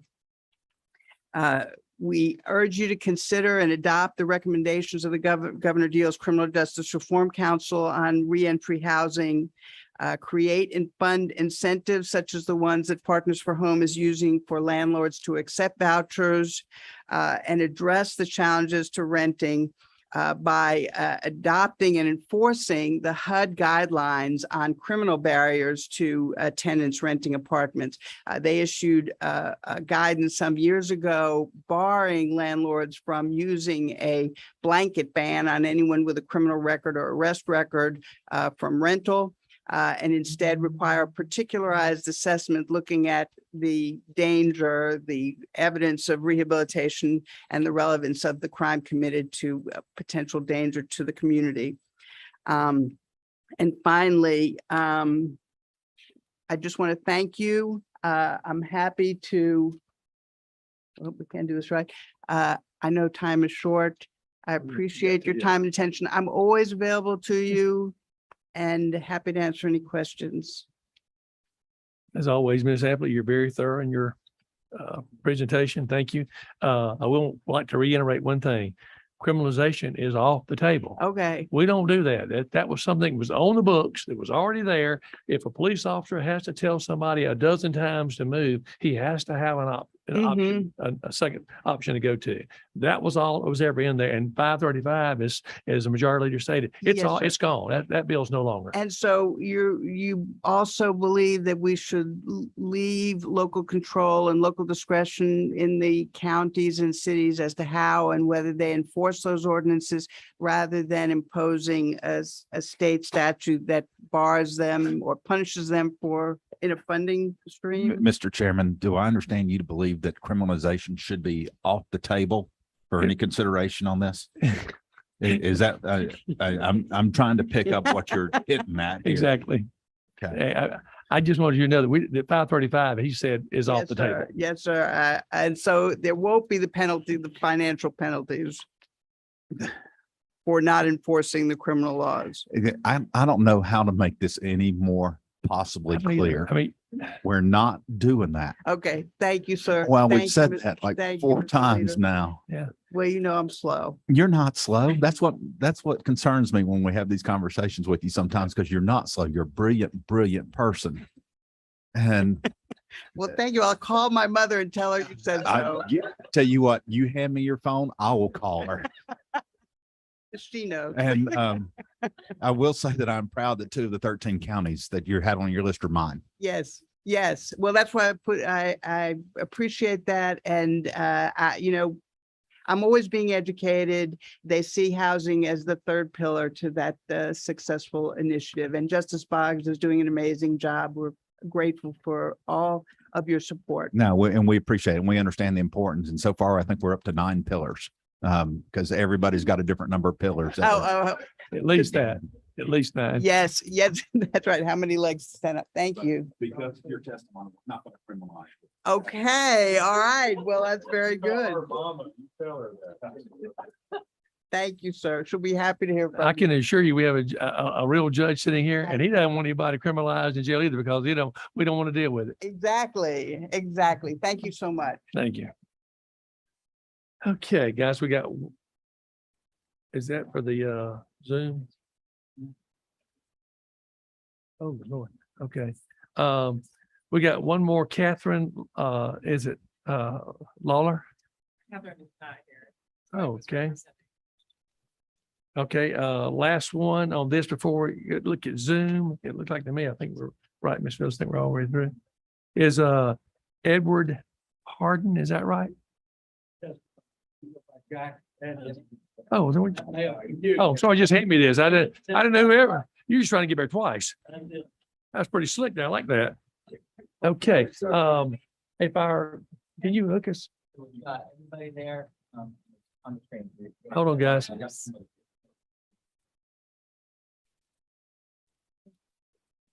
Are these people already on Zoom? These people are already on. Can you let these, we're gonna give them 3 minutes, if you don't mind.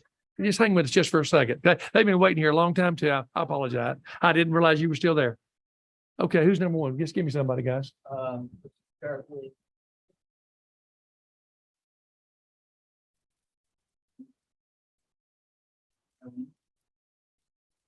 So if you ask to talk in the mic and they'll be able to hear you. Can you hear me, guys? I can hear you. Darlene, you said? Darlene, please take off. Go ahead. You're on lead. Go ahead, Darlene. Thank you so much. I'm going to talk to you about Georgia Works today. We are first and foremost a work development program for men who are experiencing homelessness and are unsheltered and are coming out of the prison or our jail system. We take men, we do intake Monday through Friday between 9:30 and 10:30, and men pretty much just present themselves here at the Gateway Center, where we lease the second floor from the Gateway Center. And Jack Harden is a wonderful landlord, by the way. And we bring them upstairs, and the only thing that prevents them from coming into our work program is they cannot be a registered sex offender, and they cannot be on any SSI or SSDI or government help. So we put them through a pretty rigorous intake questionnaire. They have to come in clean, sober, and drug-free. We do a 12-step urinalysis right when they come in, and they have to agree to stay that way the entire time that they're in the program. For the first 30 days, we're making sure that they get a TB test, a mental health evaluation, a physical. We want to make sure that they're capable of working because, again, we are a work program first and foremost. Towards the end of that 30 days, we will put them to work for the 25 or 30 organizations that hire our men. We are offering them transitional housing while they're in the program, and the program lasts about 6 to 8 months. And since our founding in 2013, we have graduated over 1,000 men from the program. And that has saved, we had an independent study done by Deloitte, and that has saved you and me as taxpayers about $35,000 a person. And we have done this with no help from the city of Atlanta, the state of Georgia, or Fulton County. We have been privately funded since our inception. In 2018, we decided that it was difficult for these men to find housing. So we formed another organization called Housing Tonight, which has since merged with Georgia Works. So we have about 90 beds across the west part of the city. And we lease from landlords. It's shared housing, but they're all houses. I think there's 14 houses that house those men. And that's the next step when they graduate the program. And while they've been in the program, we have taken $50 out of their weekly pay, and we have saved that on their behalf so that when they leave the program, they're leaving with $1,000 or $1,500, and we help them find housing, and it remains affordable for them. And they take that next step. We provide an aftercare program, so the services that they're receiving while they're in the program, which includes addiction counseling, we take them to NA and AA meetings. We take them to resource and recovery centers, but we are offering them wraparound services while they're in the program, and then they always have those available to them once that they graduate. So this is just another alternative for helping to get people off the streets and not put them in a tent. And we've been successful. Sometimes we're not successful. To people's points that they've made several times today, some men are just not going to come in the program, especially when we are addressing their addiction issues at the same time. We totally agree that ending homelessness begins with putting a roof over their head, which we're doing, but we also want to address those addiction issues, and we do that for the 6 months that they're in the program. So we are another option for ending the homeless situation and issues here in Atlanta, and I just want to make sure everybody knows that. And we would love to have referrals from across the state. We do have open beds right now. And I thank you for the 5 minutes, 3 minutes, whatever you gave me. And I'm very grateful that y'all took the time to listen. Well, thank you very much for your testimony there. And thank you for doing it without funding from the government. That's amazing. That's awesome. Thank you. We would like some funding from the government if you would like to offer some our way to so that expand the program. Thank you. That's very Thank you very much, Darlene. Deidre, are you there? I am. Good afternoon. Hello. Can you hear me okay? Yes, ma'am. Great. Thank you, Senate Chair Summers and members of this committee for the opportunity to testify today on behalf of the Corporation for Supportive Housing. I know it's been a long day, so I'll try to make this as quickly as I can. I'm Deirdre Bolden. I'm director for the Southeast region, which includes Georgia. I am a native of Georgia. I have advocated for our community through more than 20 years of professional experience in the areas of housing and services. And I am a board director with the Georgia Supportive Housing Association. I do this work with a commitment to see sustainable and equitable housing solutions for all Georgians, and specifically solutions that enable residents with disabilities and high vulnerabilities to live stably and with dignity.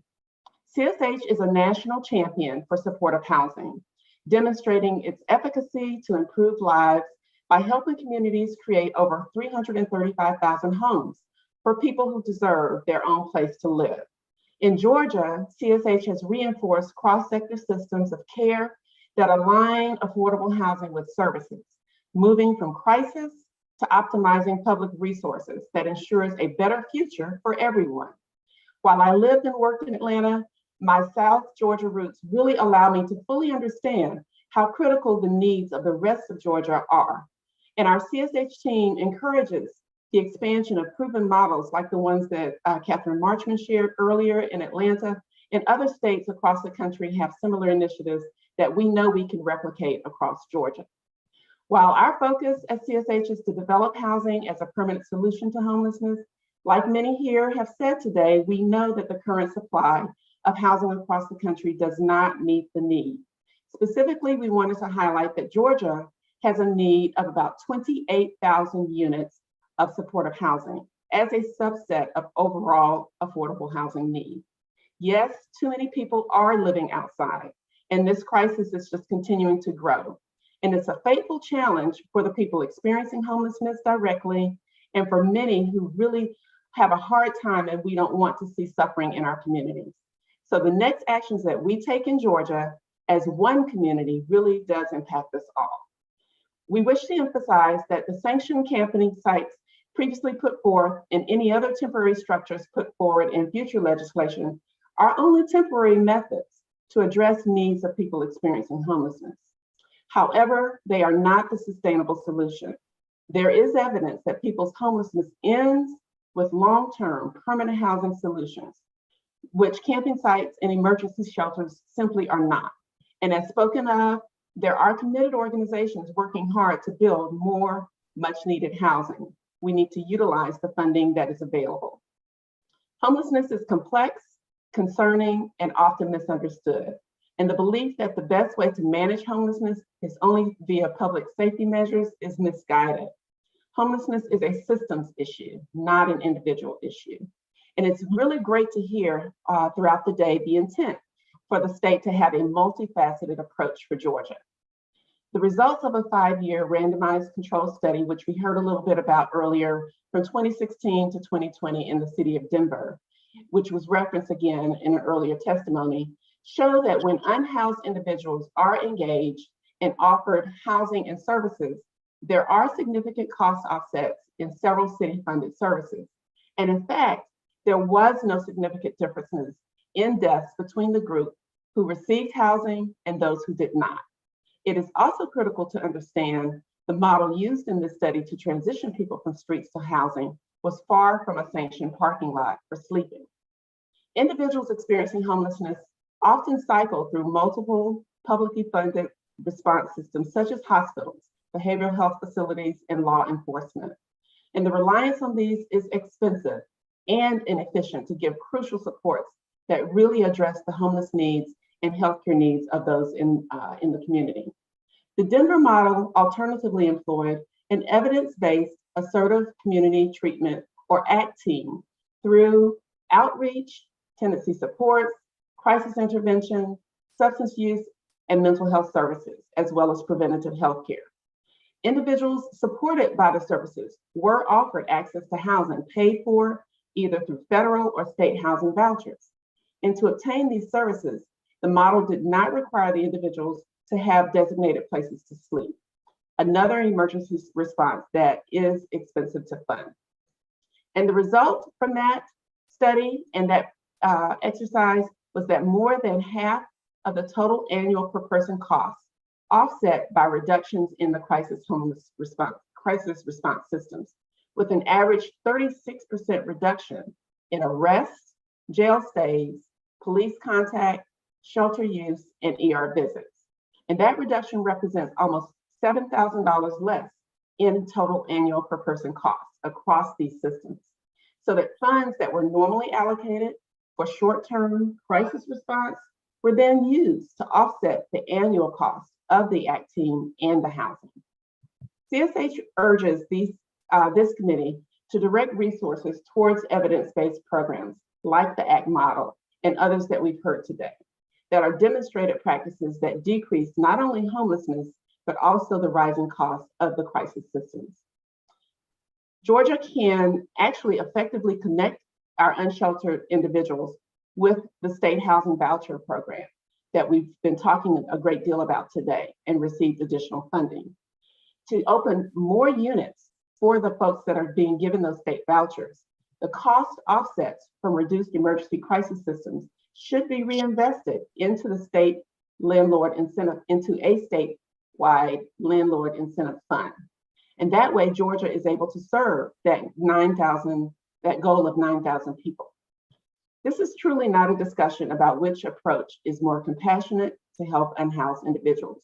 It's about what the evidence tells us works and the best use of funding by Georgia. Leveraging the best practices using federal funds like the Home Art Funds can create more units of supportive housing and would go miles towards housing our Georgia residents versus their continued reliance to live unsheltered. We look forward to this committee taking responsible action on all of these considerations and the others that have been heard today that will really drive to decrease homelessness in Georgia in the short term and make it rare and brief in the long term. When communities come together with a focus on public health rather than public safety, not only are individuals treated with respect and autonomy, but the research has demonstrated the cost savings for the taxpayer. We really thank you for the opportunity to address the committee today, and we look forward to additional actions that will have a long impact for Georgia. Thank you so much. Thank you, Ms. Bolden. Thank you.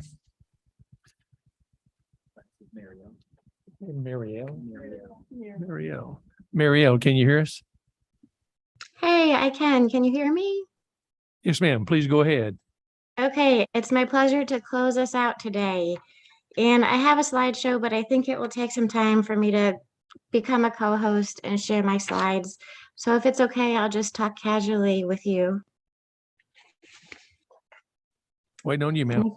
Okay, my name is Mariel Risner-Sivley. I'm the Executive Director of the Georgia Supportive Housing Association. It is my pleasure to be with you here with you this afternoon or this evening now, as it's 5 o'clock, and to have your patience as you've listened to so much. And it has just been amazing to listen to everyone come and speak about the work that they're doing and the partnerships across the state and the incredible success that has been achieved, especially in light of the pandemic. I'm only going to use my 3 minutes just to emphasize a few key points of what I heard today, and just to clarify some things. So I know there was a question about supportive housing being permanent, and I just want to clarify that supportive housing is not always permanent. It's really for as long as the individual needs to be in that unit receiving those supportive services. It's about access to healthcare and access to support, and about access to that stable housing. And so my concern with the model legislation and such was that it was seeking to divert away from this intervention of supportive housing, which we know is the best practice, best proven practice for those experiencing chronic homelessness. And when we're looking at the unsheltered population, from looking at the point in time data that has been discussed already today, we know that we're looking at chronically homeless individuals, individuals who have severe and chronic disabilities, survivors of different life experiences. And so I just want to share with you, actually the very same study that was shared earlier from the National Academies of Science, Engineering, and Medicine. I think it's really important to have a better perspective of this very thorough and comprehensive study, because this study, which was published in 2018, actually sets forth that HUD, nonprofits, philanthropic organizations, and state and cities should make concerted efforts to increase the supply of permanent supportive housing for the purpose of addressing both chronic homelessness and the complex health needs of this population. I could also highlight studies that were done in Georgia, such as the one that Mr. Hardin mentioned, with the health facilities. But this study itself from 2018 from the National Academies of Science, Engineering, and Medicine really sets it forth so eloquently when it talks about reducing veterans' homelessness using supportive housing and the housing first approach. Because between 2010 and 2017, veterans' homelessness was reduced 47%. And that's with a mixture of the VASH voucher, which is a rental subsidy, and those very important wraparound supportive services. So I'm very thankful for the time that was given today to talk about all of these resources, and particularly those targeted to the unsheltered population. And I look forward to being a partner in this work with you all. And I really appreciate you guys extending your day to be able to hear from everybody. That means a lot. Thank you so much. Thank you, Ms. Marielle. Thank you very much. Okay. We got one more. You're definitely going to get your turn.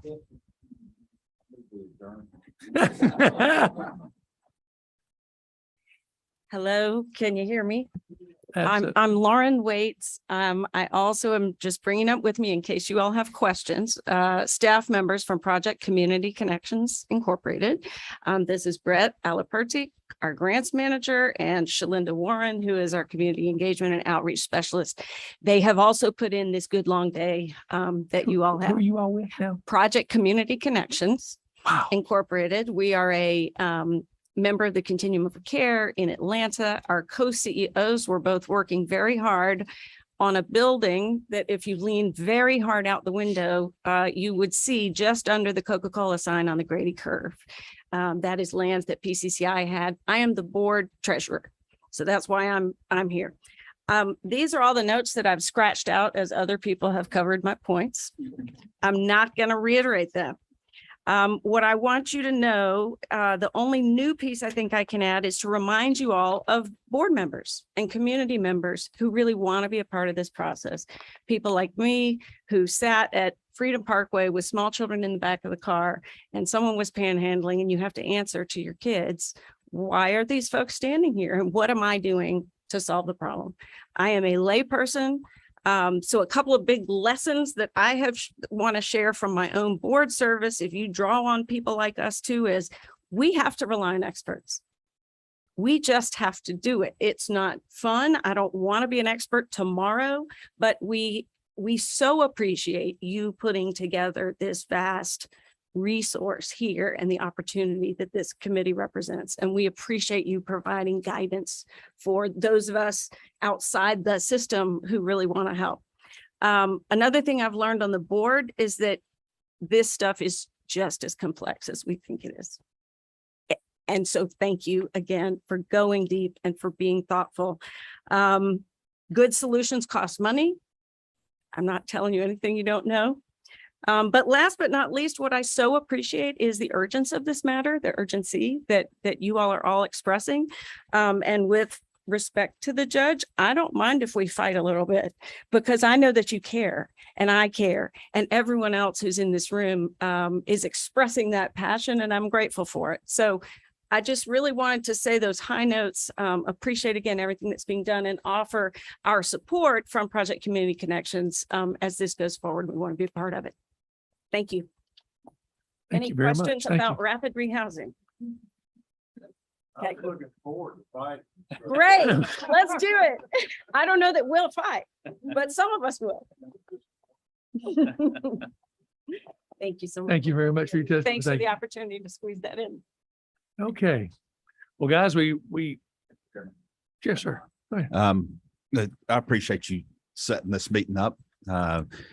I saw how much grief you caught when you brought your bill forward for consideration to open this dialogue. What I've seen here is 20 some odd entities that have said they've been doing this for a decade that are the experts, and it's not fixed yet. So we got a little bit more work to do. And I'm not sure we'd have started this work if you hadn't taken that first step. So I appreciate it. I appreciated you also had enough wisdom to go, this is not as accomplishing everything that exactly like I had in my heart, how I wanted it to go. So let's study it a little bit further. And I will tell you that regardless of what kind of legislation comes out of this, y'all are not going to be 100% happy with it. There's going to be some facet that one of y'all does not like for some reason or another. But I can also guarantee it's going to be a move forward. So thank y'all for coming. Thank y'all for being here. Thank y'all for being a part. And I look forward to working with y'all in the future. Thank you, Mr. Chairman. Thank you, Mr. Leader. And I want to say this, guys, thank you for staying with us today. Probably one of the longest hearings we've had in a good long while. I appreciate everybody's, I appreciate that you all care. And I want to echo what the leader said. Hopefully what comes out of it, we can at least please some of you if we do legislation, and we do care, and we are trying to make a difference. And once again, thank you for coming. Thank you to committee members, Judge, Lena, Ms. Dugan, Senator Jackson, Senator Davenport. Thank you all. And Senator Robertson had to leave. Thank you again, guys, and we stand adjourned.